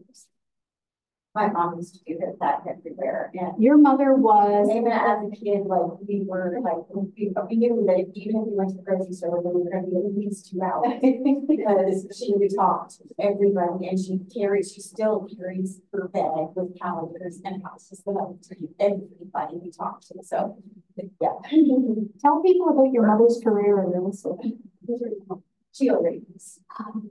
She just acquired a license in June, and actually she might come to one of the training because she's curious. But I was wanting to talk now. I'd love for her to teach this, let me tell you, because nobody did this better than your mom. Yeah, she was really good at it. And Yes. Yeah. Even as a real estate agent, she could get you to put her, I worked with her at Remax, and I could get her calendar. We'd be talking, and I'd end up with her calendar on my fridge. Yeah. And like our area, we did very well with it, but a new agent came in and it drove us crazy because every house we went into had her card on the fridge. And it was like, and hey, you always think outside the box. One year we gave out these little magnets and we gave them to everybody. It's not like we put this on the fridge. But what it was the changeover. So it had the measuring cup on it. So like 1 cup equals 250 mLs.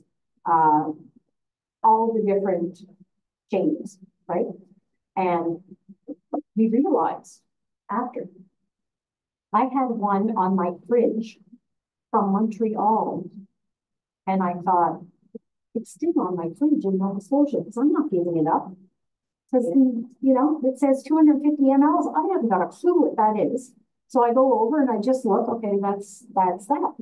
But unlike a calendar, which gets tossed at the end of every year, that one stays on the fridge. Do you know I still have mine from my real estate agent in Montreal? I don't even have ours. I didn't keep one put on our fridge. The fridge still has that one.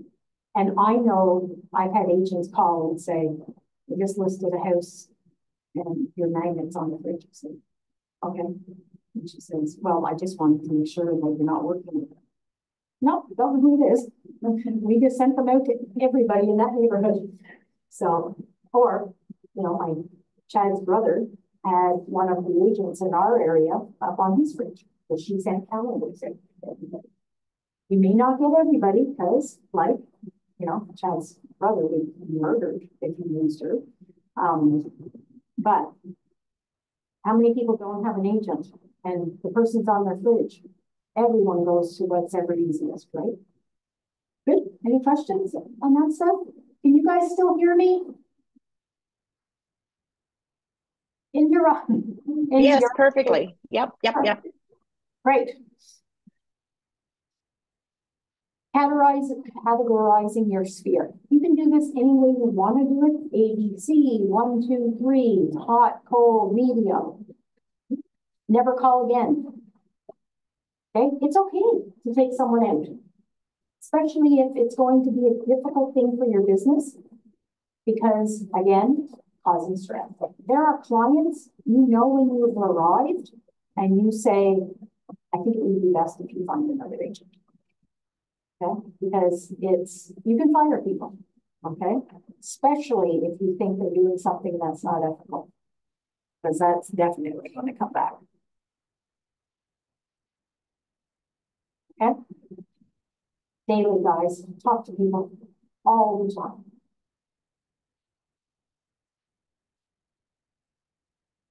Okay, I guarantee you, who here, and be super honest, put your hand up if you thought, hey, that's all she's talking about. Okay, I promise if you change the way you think about that and you start doing the things you like doing, things will change. Okay, who here likes open houses? You're okay with them. Okay. I love open houses because it's my easiest way to do it. People are walking in to me and asking questions. That's big for me. I have somebody in my household that Basically, he should not go to an open house, because I guarantee you the football game's on, and I guarantee you, and I've talked to other agents. Has anyone honest enough to say, well, some of you haven't done a lot of open houses, but sitting in an open house praying nobody comes in? Okay, don't bother doing the open house. Do what you want to be doing on a Sunday afternoon, because you know what? You're not in the right frame of mind to do it. Okay? Chad should never do an open house. And he walks out looking like he's going to die out of the driveway. Like, so that was our thing. You stay home with kids, I'll go do the open house. Okay, expand. Ask people to talk about you. People that are your aides. Ask them the question. Who do you know is selling? Do you know on average people know 5 people at one time that are selling or buying our house or thinking of selling or buying? Did you ask the question? You'll be really frustrated when one of your best clients' mother just sold her house to someone else. And you didn't ask, right? That was good. That's really good timing. Just ask. Okay. You are in situations where people are around you. And if you're not in a lot of situations like that, change it. Okay, and do things. Meet people. Go to different events.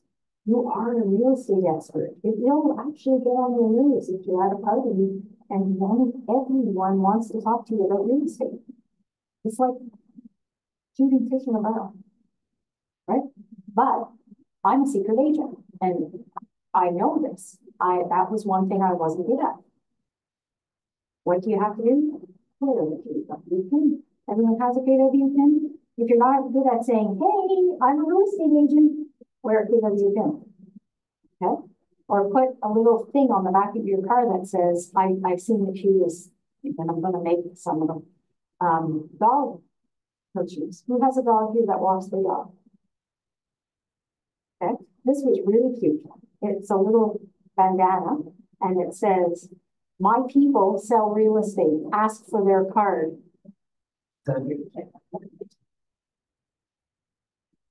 Isn't that sweet? Yeah. Right? I also seen one, I'm not sure how good this one was, but a lot of people, I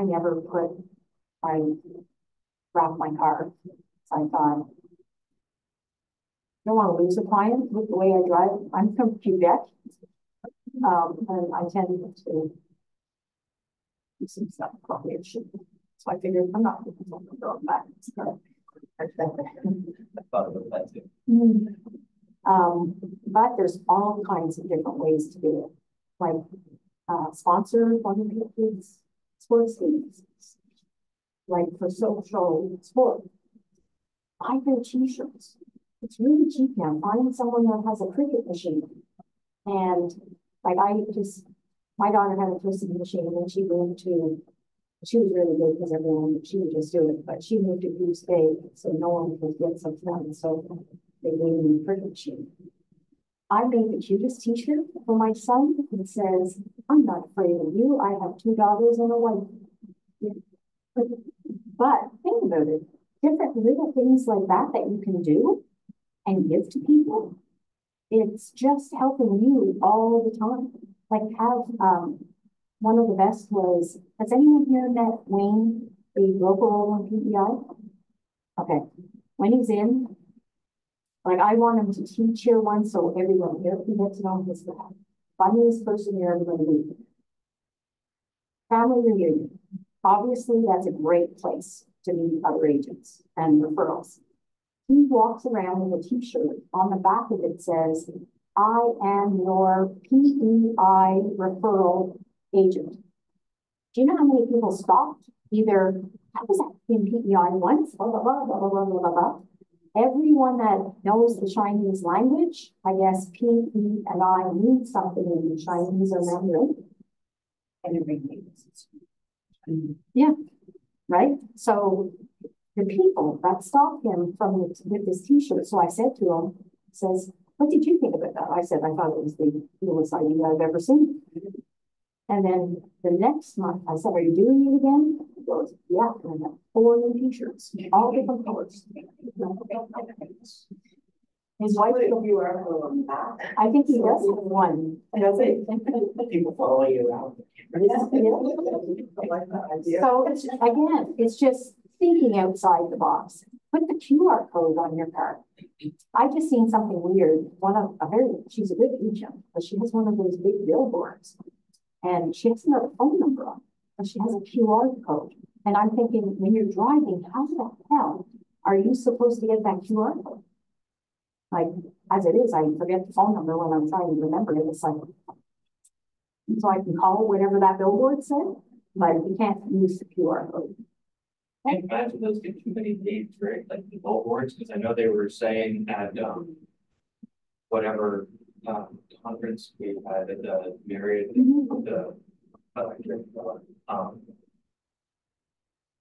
yeah, that and the bus signs, there were searches for the part, and now that's all I can see. Like I was driving in through Halifax, and there was like girl 1 on the billboard, and the next one is girl 2, and then the next one it was girl 1 again. And I'm like, which one am I supposed to use? That's the one I was just talking Yeah, about. that was the one. And it has only got the QR code. So it's kind of like, she could cause accidents. Yeah, and my husband was like, oh, maybe you'll sell enough that you'll have a billboard. I was like, I hope not, because I was told that they're not good anyways. We did get a little bit, we had a bus bench at one point downtown. And honestly, the most calls we got were from either my kids' friends or people that we knew that were already clients. And like I got a text and it said, hey, this is Andrew, Jackie's friend. And I'm thinking, I'm sitting on your head. Great. Get off front of the number. How's that? So, yeah. So you do what works for you. Like, obviously, people think that you're really successful if you have a billboard. You're really successful if you're on the back of a bus, right? Maybe that's part of it. I want to do some like smaller signage, like in my community. Like I know, like you go into Prospect and you see right on the sign in Ellison God. So something like that. Yeah. Smaller sign. Oh, she's taking over already. And it's honestly, I don't tell you this, but it's the hardest community to work for. People are different. That's all I'm going to say. So it's tough. And I know the tough business she has, but she is unbelievable in that area. But she's mostly on Facebook. And she's in the Brookside homeowners. Do you live in that area? I'm on the Talon side of the Peggy's Cove. Okay. So I just went out to look at something for a buyer client, and I just happened to see her everywhere. Yeah, everywhere. Yeah. She's owning that whole area, and like I admire her because we started with that. It was like it's a hard business, so we quickly moved into storage and stuff like that because it's more transient. Like my street, my street is a weird street. It's a peninsula, and both sides are on the lake. There's probably, and it's cul-de-sac. There's probably 14 houses on it. We have had one house sell in the last 18 years. Is that a good place to farm? Probably not, right? So it just doesn't, you do what works. Like it's so working for Allison. She has that whole area completely locked down. And it used to be Cindy Jardine from Mexico. And she actually said, oh my God, it's hard to use this. Yep. She goes, please tell me that's why you guys don't. I'm not telling you. So it is a tough, it won't be for long because there's a lot of younger families moving in. But most people that live there have lived in the house for like 80 years. My daughter bought a house from Allison, with us, through Allison. And they had been in that house for over 40 years. Mm-hmm. Questions? No, good. Right? This is a great place. Volunteer. You're hitting 2 birds with 1 stone. You're giving back.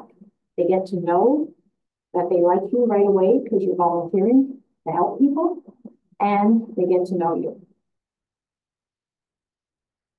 Referrals, you're not going to get any unless you ask for them. Okay? So that should be, and if you're not good at asking, put it on the bottom of your signature.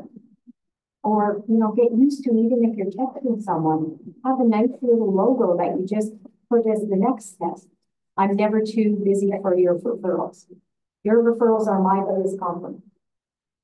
Put something like that on. That one, if you forget to tell people, at least maybe they'll pick it up with that. Or hitting them 3 or 4 different ways for the referrals is ideal. For your referrals, would you tell them to give you the person's contact information or give your contact information to the person? Always get the name if you can. Some people, I never would push it, but because if they say, well, no, I'll give you your name, that's fine, because some people just don't like giving out someone else's phone number. Yeah. But that's the same as having agents. When you work with any agent that is a nice person, but you only want nice agents, ask them to go out for coffee. I will 100%, first of all, put in your head, 80% of this conversation is going to be them talking. You do 20%.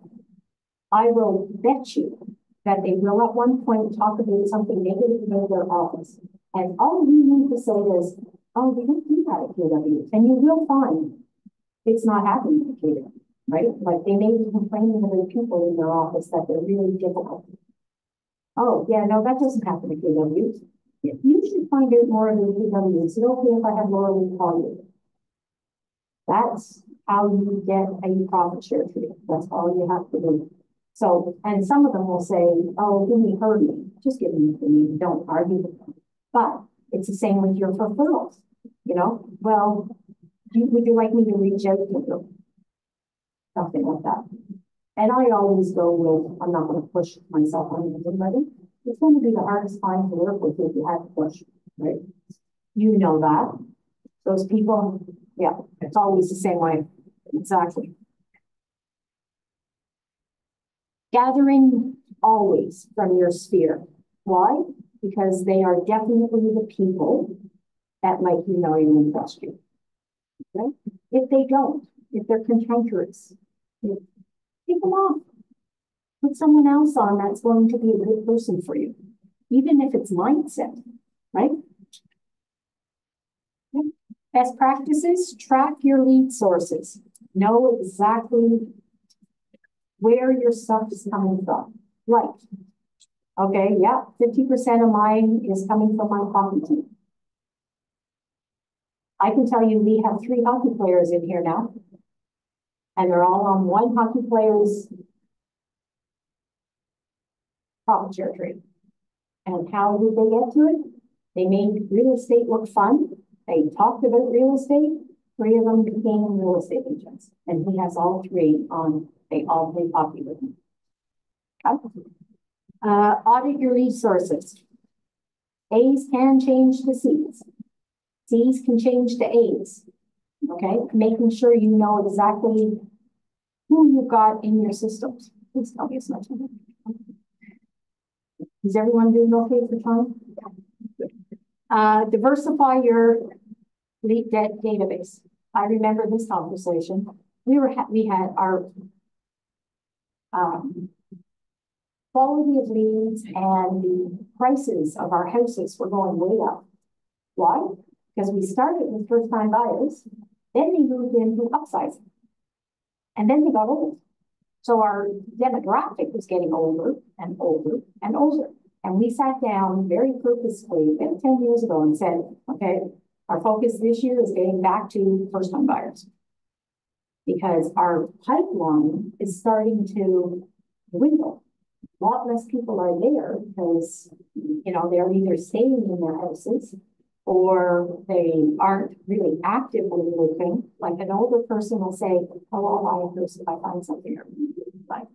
That's not an A client, guys. That's someone that you're going to be having lunch with an awful lot. and being consistent. So this, like, it's not rocket science. You notice how it just keeps repeating itself? Time blocking your me time. Okay, cut it off. If you're in an office, out the door. You're not going to do it with distractions, okay? Know how you're going to do it for that day. Prepare for your lead generation before you start lead generating. Pull out that list that you want to call. Have a plan of what you're going to do for those 2 hours. Okay? Conversation. Talk to anybody that has 2 eyes in it, basically. Okay? We've even had small kids that when the kids were young, all of a sudden I'd get a call and say, we're looking at selling our house. My son was at a birthday party. And he said, yeah, my mom may be late. She's showing help. And it's like, okay. Oh, your mom is a realtor. Yes. Oh, we're looking to buy a house. Carter was 5. And I wasn't late picking them up. So, Did you get information? okay. Or did you get? Oh, yeah. He Referral got, fee, yeah. He's the most expensive thing we have. Yeah, exactly.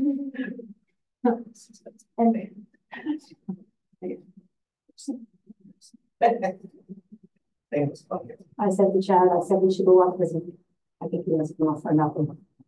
Maybe they're right now because he's not home very much. So I said we should go up this weekend and take him out for supper. Chad says, yeah, maybe want to do that tonight. And I said, yeah. I said, phone him and get the list from Costco that he wants. He said, are you going to Costco? I said, no. He said, I'm working today. You can go to Costco this afternoon. He knows it's going to be a list. And he has a meal plan in Acadia. Acadia Cooper Banquet, by the way. Because my son is on their meal plan. I only pay $1,000 for the entire year. And I can tell you, you can eat $1,000 with food in 1 year. He's 6'4". Ask me where that one came from. Well, you know Chad is 5'9", maybe. Yeah, Chad tried on a suit in our house. He says, because we have another wedding, my daughter's getting being married. He says, I have a new suit in the, we have a closet that we have fancier stuff in. And I said, well, it must be yours. He goes, I don't think it is. It's brand new. It is Carter's grade 9 prom suit. And it fits Chad. Doesn't even have to be taken. I'll take it. Which is, so he's got a 55. Sure. Yeah, don't ask. And then we have a daughter that's 5'0". No, yeah, it's a weird little group of us. Maintain.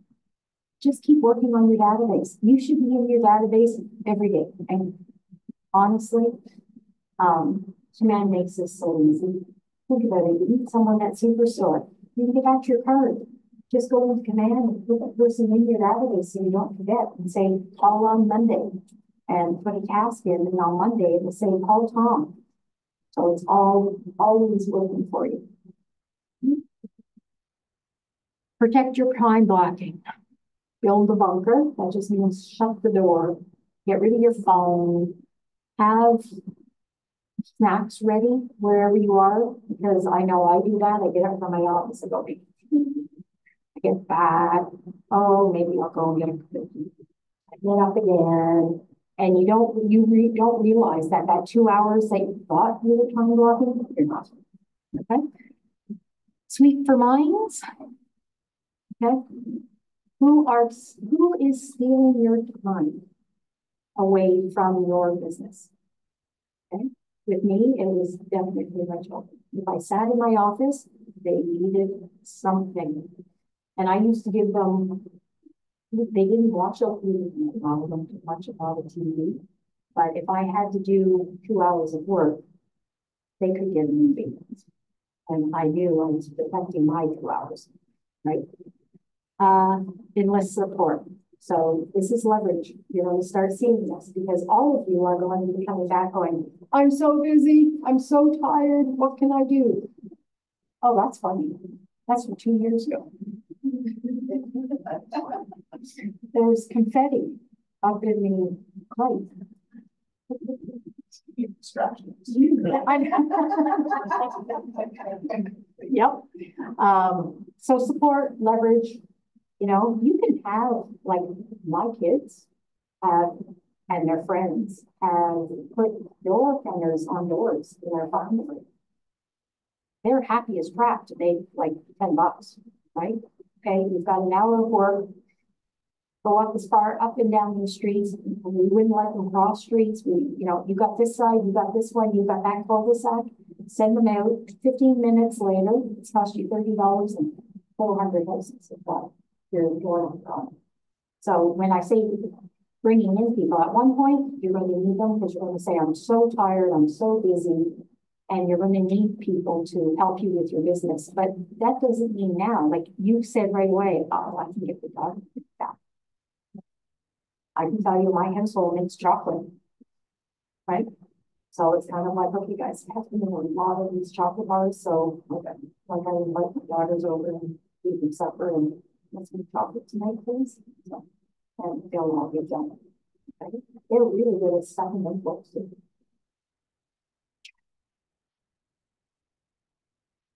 Most expensive thing in life. Okay. Okay, this is just what we've all gone over. Your database is your business. Okay. Why is this important? Let's all say we have a 30-year career. Why is your database important? So, exactly. Okay. Normally, what do? They die in the fire. That's it. And all that work you put in, because you may be getting tired, you may be saying, "I've got enough money," and your business starts going down because you're not working your database. The best time to get rid of the database is when it's up at the highest. Right? But most people can't do that. Okay. This is all summary. Command.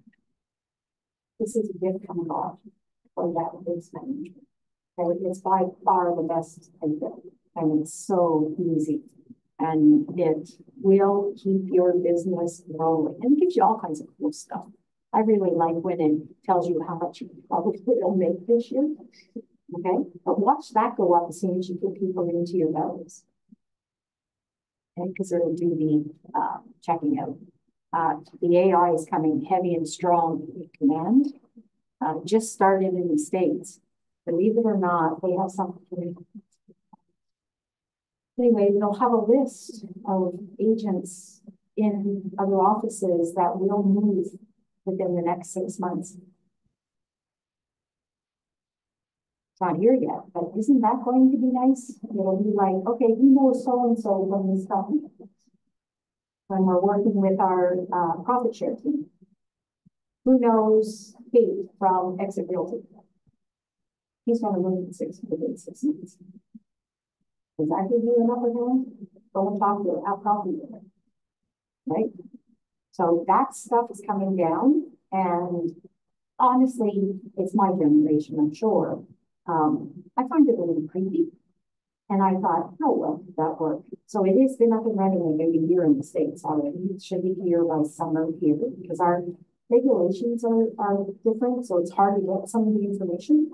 But they always seem to work it out. Like Gary Keller will actually talk about Canada and say, they do everything so right that it takes us so much longer to get something up and running because we have to jump through every people in the world in order to do it, which is great for us. But think about what this does, and they know it's 90%, no, 94%, which is weird. But soon other companies will have it, and they'll know who to call in our company, right? We don't want that, okay? Who has a good database? Nope. How many people own your phone? Bought from many years from all over the world. I don't think in the database. Uh, All Elizabeth, you get her to walk through. get her to walk through how to do it. Yeah, it's pretty simple, I think. But if you're struggling, you know, my rule is, you struggle for more than 5 minutes, ask for help. Don't waste your time. There's someone out there that knows how to do it. Yeah, I'd rather do my contacts first. That's the way my procrastination things. I need to go through all my contacts and see. I said What one they 10 have. years ago. I Yeah. did, and I'm still finding out, just from experience, just do it. Yeah. So someone's in your database you don't know, or removed, Yeah, we went through this. removed, right? Yeah. And he just bought $1 million. You want him in your database?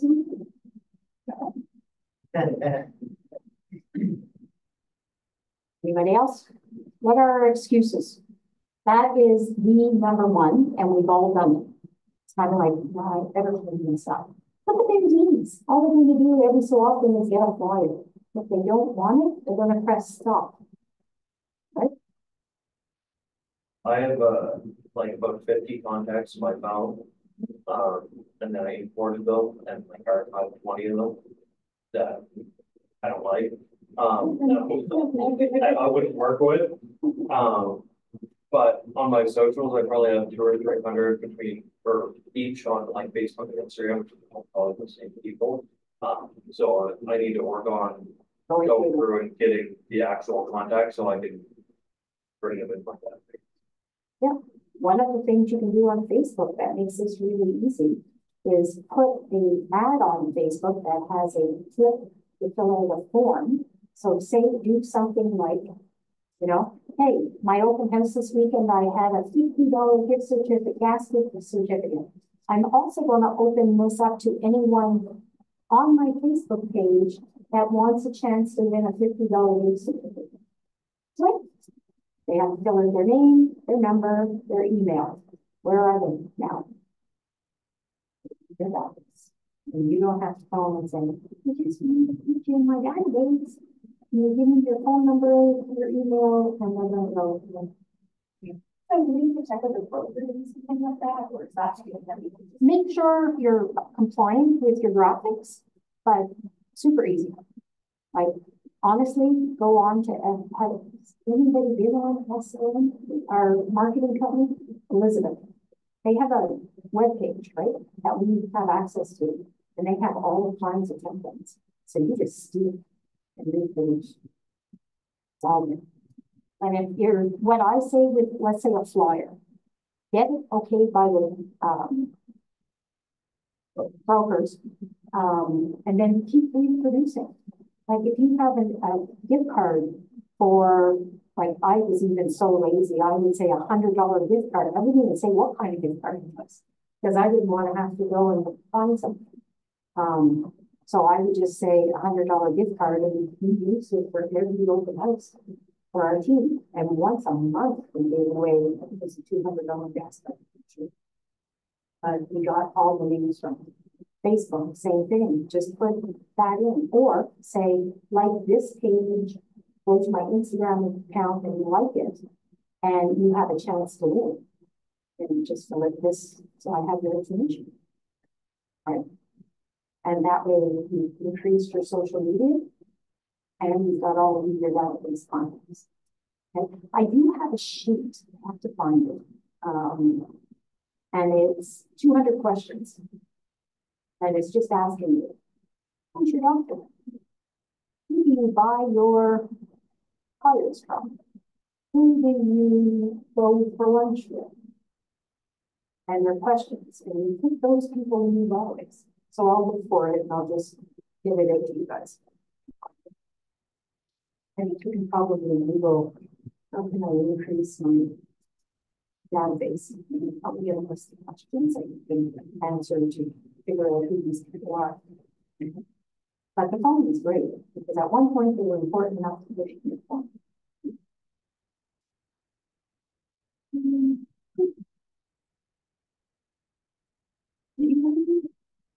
Getting help. I can't stress this enough. You can waste weeks trying to figure stuff out yourself. If you're having issues with it, reach out to the right person and get the help. Okay, and I can honestly tell you, like no other company I've ever been with, there isn't a person in here that won't help me. Okay, even agents. Like I watched them back here. You know, a new agent will be sitting there and saying, I can do this. Right away, someone's helping me. So there's always people around that can help. And there's a new thing on the training calendar. It's not new, actually. I always did it before. It's called RBC, and it's on Mondays at 1. Okay. And that's rookie to capper. Anyone in here not want to be a capper initiative? No. Right? So that is basically me. And it's very open forum. And you'll be talking about, you know, I'm struggling with this, where can I find that? And I can help you sort of get your business moving in the right direction. So it's we took it off during COVID because no one was showing up, but I think it starts next Monday. It's in person. Yeah, online and in person. Every day. I just want about it up here. Yeah. The day of 12. Well, okay, we'll change that. That's a mistake. Thank you for bringing that to my attention because I was sitting here talking to the machine. Is it in our calendar already? Yeah, RBC on 12. It's every Monday at 12. So you can stop showing up and I'm sitting from repeat the pattern. Repeat the pattern. Okay. And it's basically like, you know, I tried this, it didn't work. Everyone else, and like we're giving ideas and helping people. So it's not just for rookies, it's for anybody that wants to take their business to the next level. And it's like a mastermind.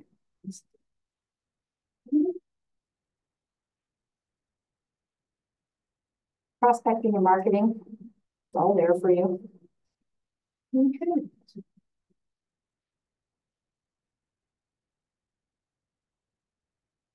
So this is just keeping control of your database because it will get so big at one point, it seems overwhelming.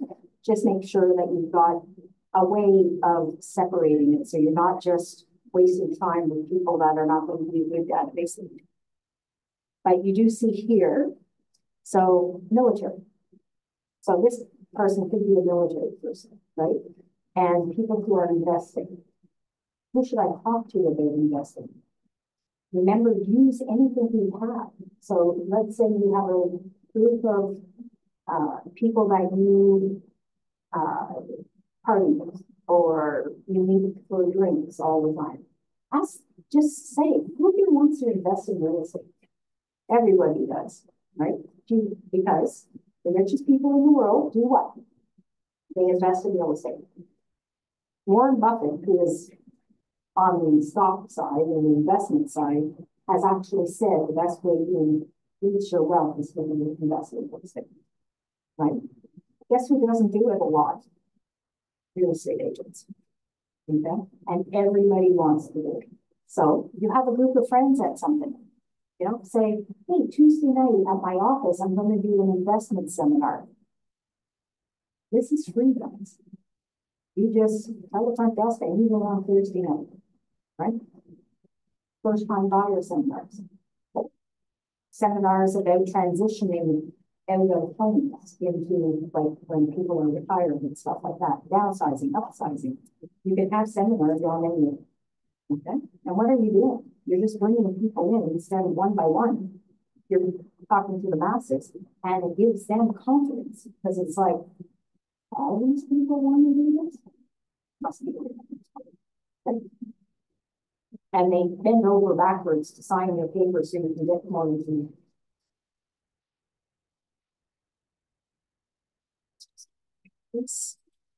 Okay, value.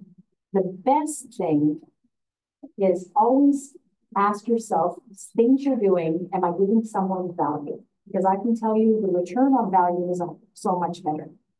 Okay. And that's with everything. Newsletters. put something in that they're going to get value. It's not all raw, look at me, I'm the best real estate agent in the whole world. But in the spring, put things, easy tips for spring thinking. So they're actually reading your newsletter. You can put something in about you and, don't forget to call me type thing, but make sure there's stuff there that they can use, like the magnet. It's a magnet that actually is serving a purpose. One, they don't get rid of it, and two, it's something of value, so they're going to keep it, right? So anything like that that you have your face on, you want the value in it. Okay? And these are just different ways of getting to your 33 compounds. Okay, but think about how easy some of this is now. Facebook. If you want to do all 33 on Facebook, you can sit on Facebook all day long. It will work as well as it should. And if that's what's working for you, keep doing it. Okay? You can definitely communicate with so many people on social media. So these are different ways to break them down too. So like in 36 converted, 4 touches, they're saying phone 4 times a year. That's not much, especially if you have reasons to call them, right? Like an event. That's one call. You like skating. Do things you like. You like skating, rent TV for one full afternoon. And invite every client you have and tell them to bring friends. And what are you doing? You're seeing all of these people in one shot. So think about how you're knocking down your time commitments, right? Like one of our agents has a big thing over in the park over here. He has blow up slides and he invites all of his clients and all of their friends. So the kids get to play on all these things for free. So that's when you move to a different level. That's going from sort of working as cheaply as you can to, I don't have time to work cheaply and give my own time. I'm actually going to have someone do this. And that's how your business will you'll get to the point where that party over there, you have your assistant organize everything, take all the investments, do everything with it, and you show up on Sunday. That's all you have to do, right? Okay. This is the same thing we just talked about. You have your contacts, keep your database being very smart, and it will turn into your data bank. 4, services and all leads. Okay. I can't stress enough, anytime there's training, and they have training almost every day on command, learn command inside and out, because most people are using about 10% of its capacity. Okay. And the more you're using it, the higher your income will be.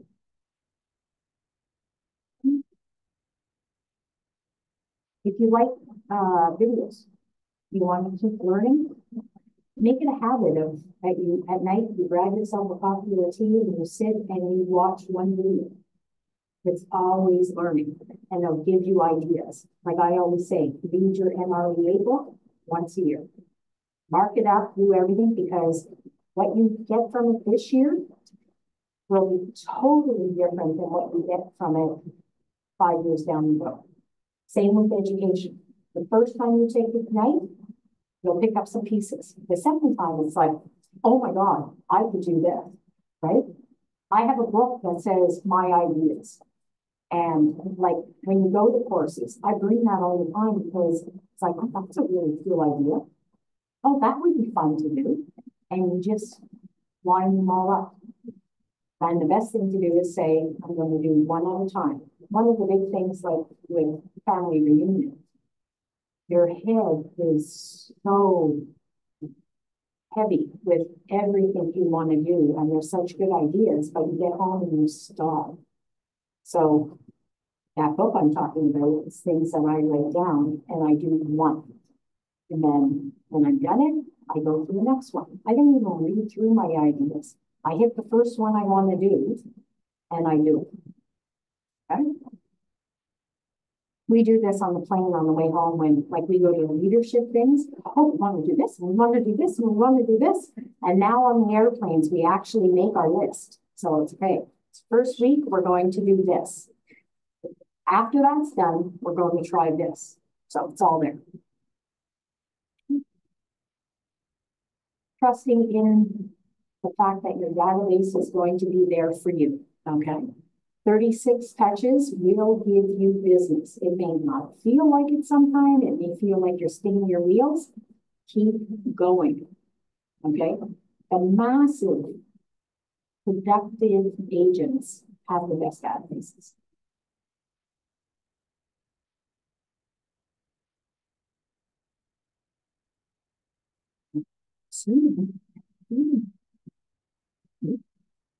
Yes. Okay, questions? Oh, no. Okay. Who has questions? Who has things they've tried that worked? Who has things that they've tried and didn't work? That's the wonderful thing about KW. Gary Keller was very honest about this. I have made every mistake in the world. Do this, it works. Right? And we've all made some. The most successful people are the people who have failed the most because they learned every time they failed.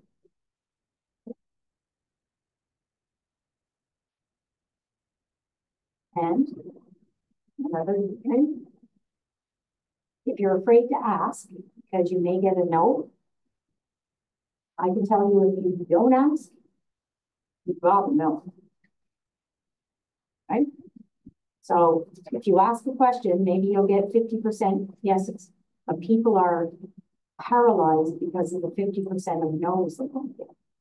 And if you don't ask, you have 100% of those people saying no. Right? So you should be afraid of that. Any other questions online? Were you guys still there? Oh, we have to chat. Whoever it is, I'm so sorry.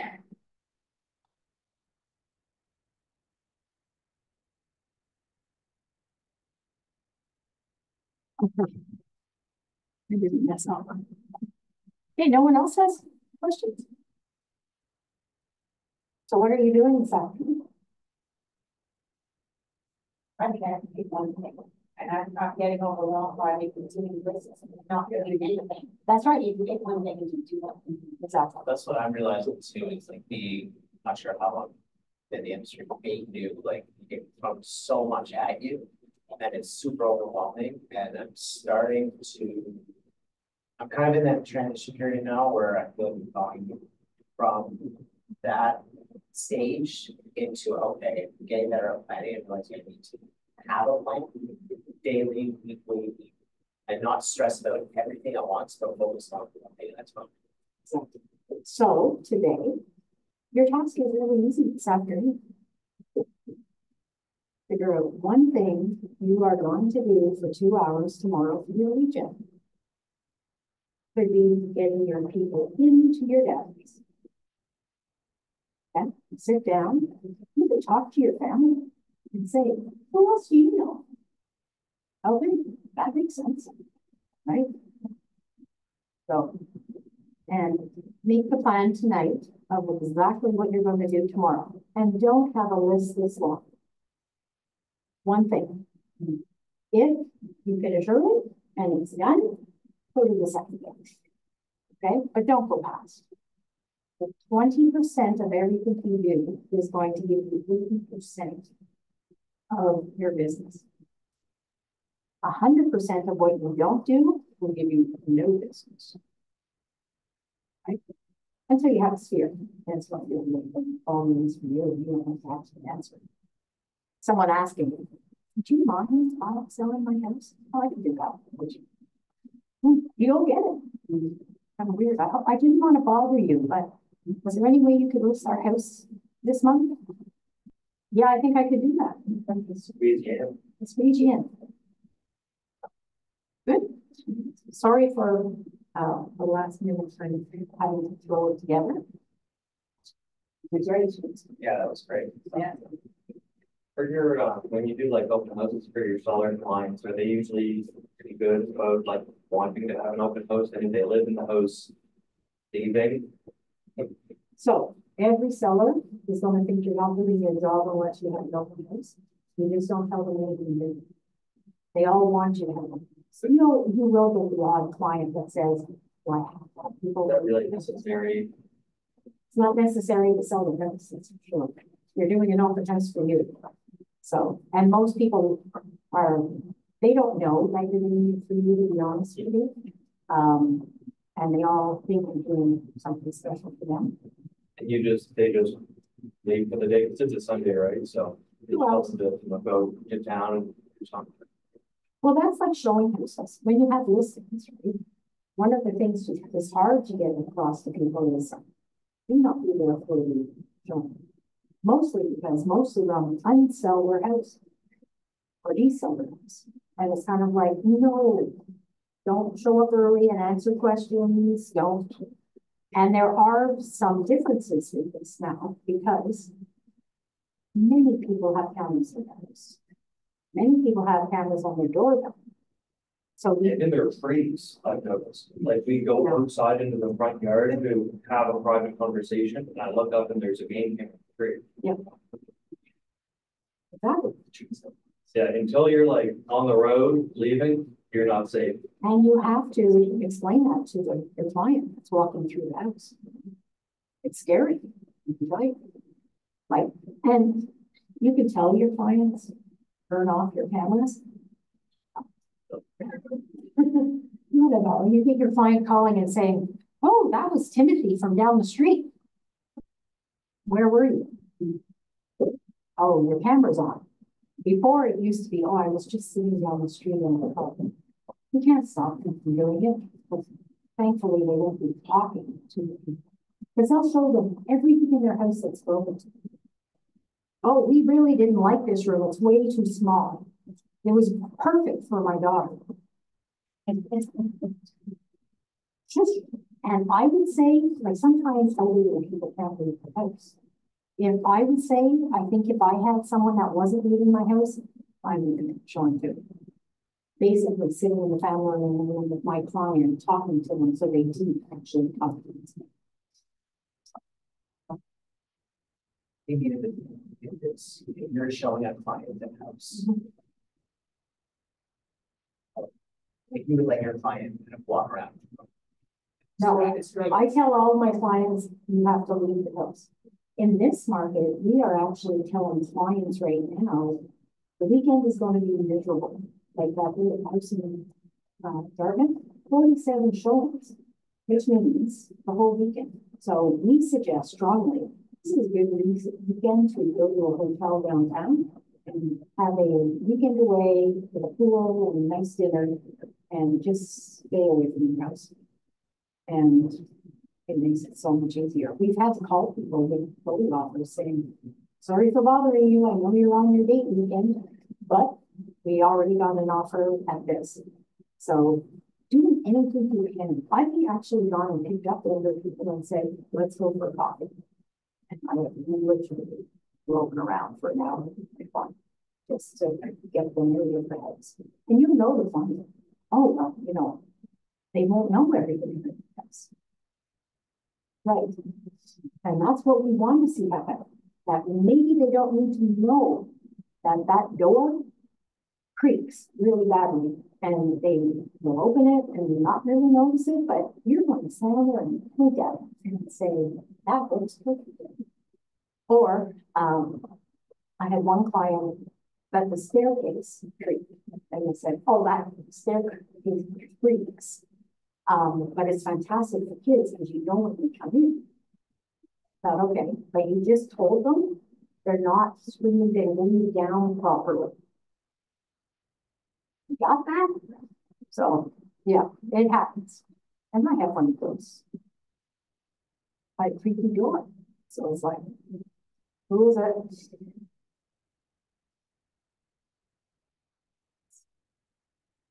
There's going to be some, like you've seen some fun stuff. You just laugh sometimes.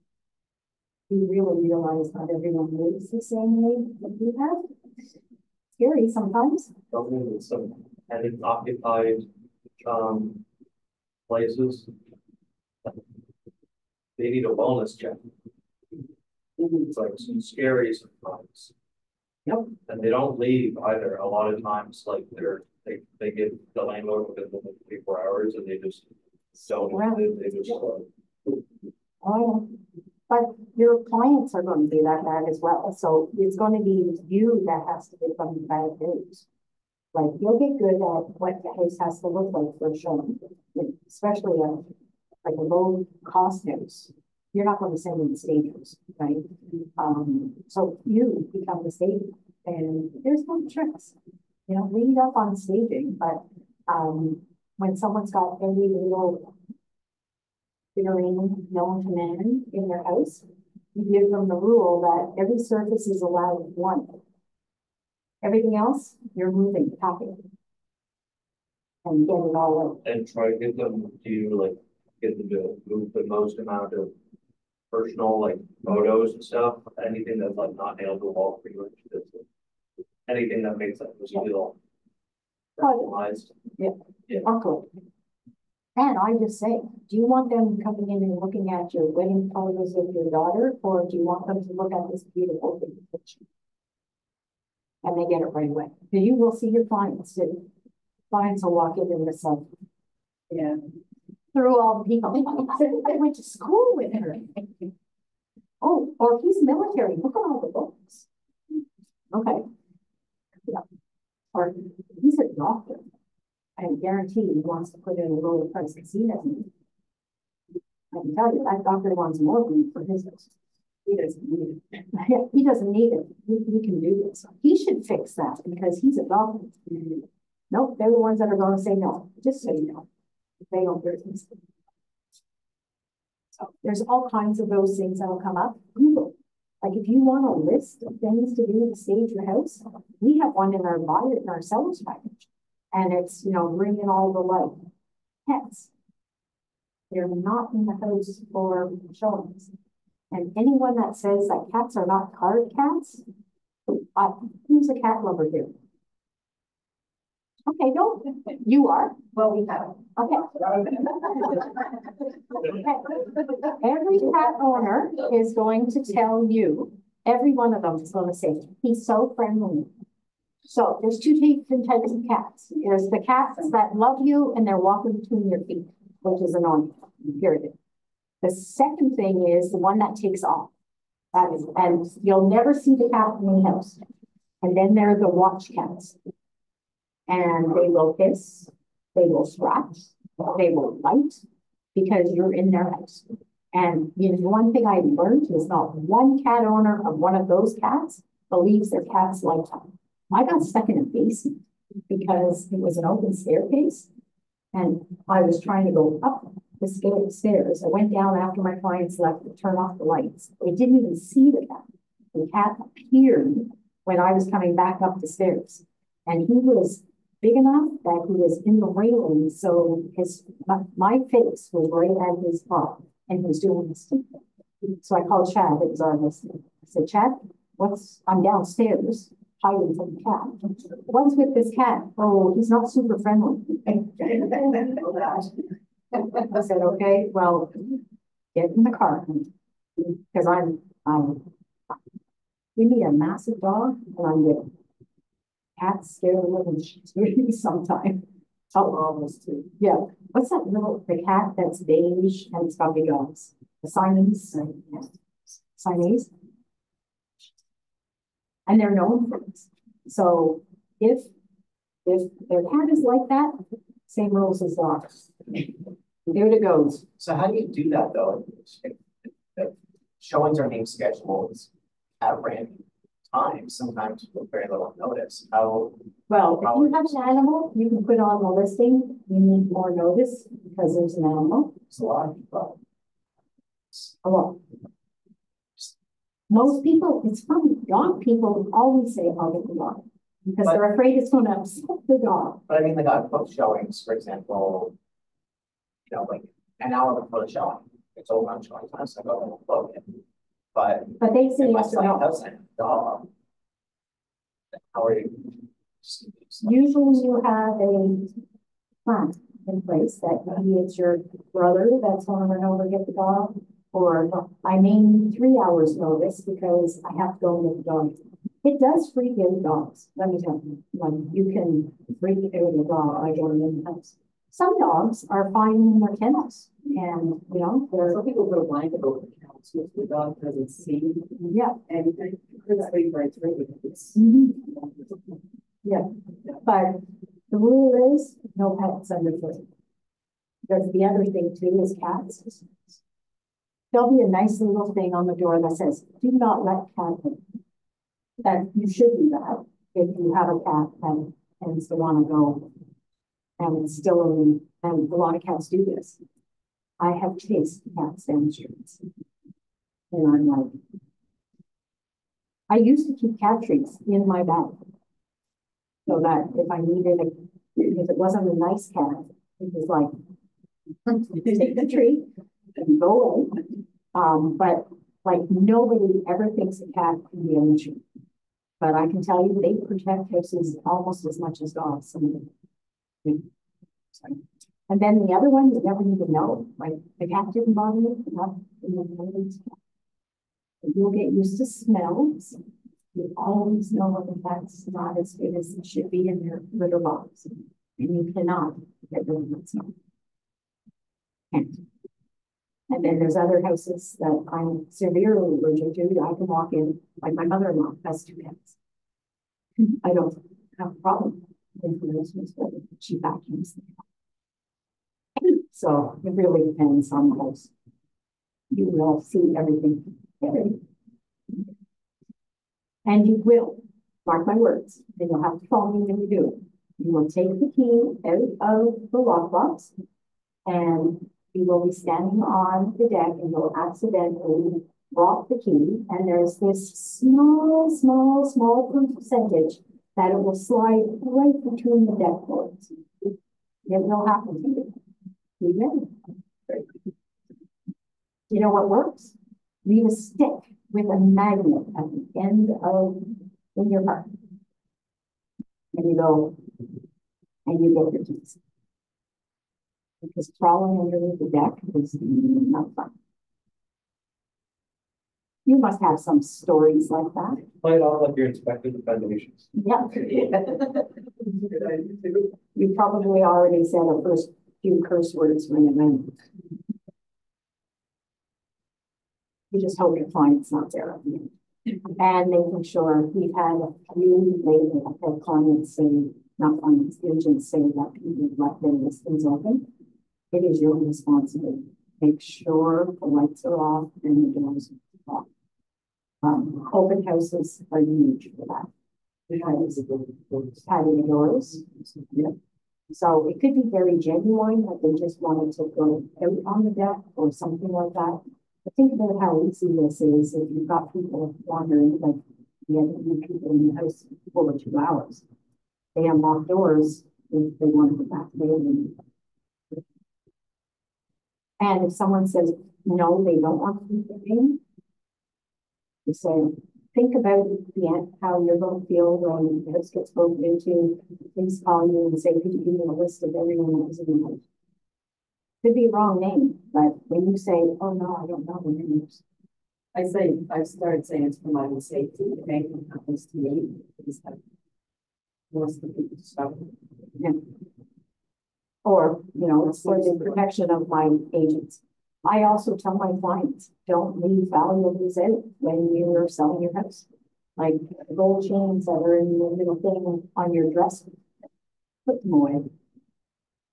You know, people aren't going to look in personal area, but, you know, your closet. I had a lady that had gold, all her jewelry in her walk-in closet. And it's kind of like, you need to put that away. No. We should have this like a year thing every tell us the stories. Because there are so many weird people in this world. And you're going to meet them all. I worked with a lot of Canadians back when I don't remember talking they came in as American immigrants and they only had 6 months to buy a house. And they were shocked because their culture is very different than ours. I always knock on doors before I walk in something, even if it should be empty. Or on this poor lady, she was the sweetest thing. They had 9 children with them in her. She was the oldest. And all the other ones sitting up kids with her, their life. And I walked in on a teenager and his girlfriend. I never don't knock on doors, and I knocked on that one, which was maybe good because they were both halfway sitting up. It's like, I'm telling you, you're going to see it all. That's why you have to tell your clients exactly what you need to get. And more of your clients to make money. And I guarantee you, you're going to figure out that you're not a locksmith as soon as you start trying to open people's locks. And it's okay to ask your client, do you want to try this? Because, and what should you be doing with your listing and your sellers? Fix your lock, test it. If you're having issues with it, every other agent in this world is going to have an issue with it. But they have a trick. No? I was in a listing, Michelle wants flyer clients, and there was no lock box because they had a code on the lock, but there was nothing on the listing. So I had to call the listing agent and get it. That's just a mistake. It shouldn't be, you have to, you should have on your listing call for code. Or put it on showing time that as soon as you approve it, they get the code for the box automatically. So I've always just called them for the code. Yeah. Yeah, usually it says call agent for code, but I have seen it now, they put it on showing time instructions that don't put it on a listing with the code. Right. Basically. Don't put it on like instructions to realtors. I wouldn't. I've seen it quite often. But I They could like wouldn't. theoretically access it without going through you or showing time. They could show up. Yeah. What you don't want, and never ever show up without being understood. Even if you are mad at them, if you think they have masked, because you are breaking the entry if you don't have to go that. Then make that's the same. You're responsible when you're in the house, so make sure the doors are locked when you leave it. And even sometimes a door may be unlocked. In that situation, I actually call the agent and say, this door was unlocked. Because it could be the owners. Like I can honestly tell you, if anyone wants to ever be a good robber, in our area, most people don't lock their doors. Okay? I even tell people, they'll say, oh, I don't need the lock box, the door will be unlocked. No, find the key, because we're telling everybody you keep your doors unlocked, right? So it just doesn't make sense. Common sense plays into this a lot, but So awesome. that you learn. Any other questions or anything? Thank you for coming. That was great. Thank you.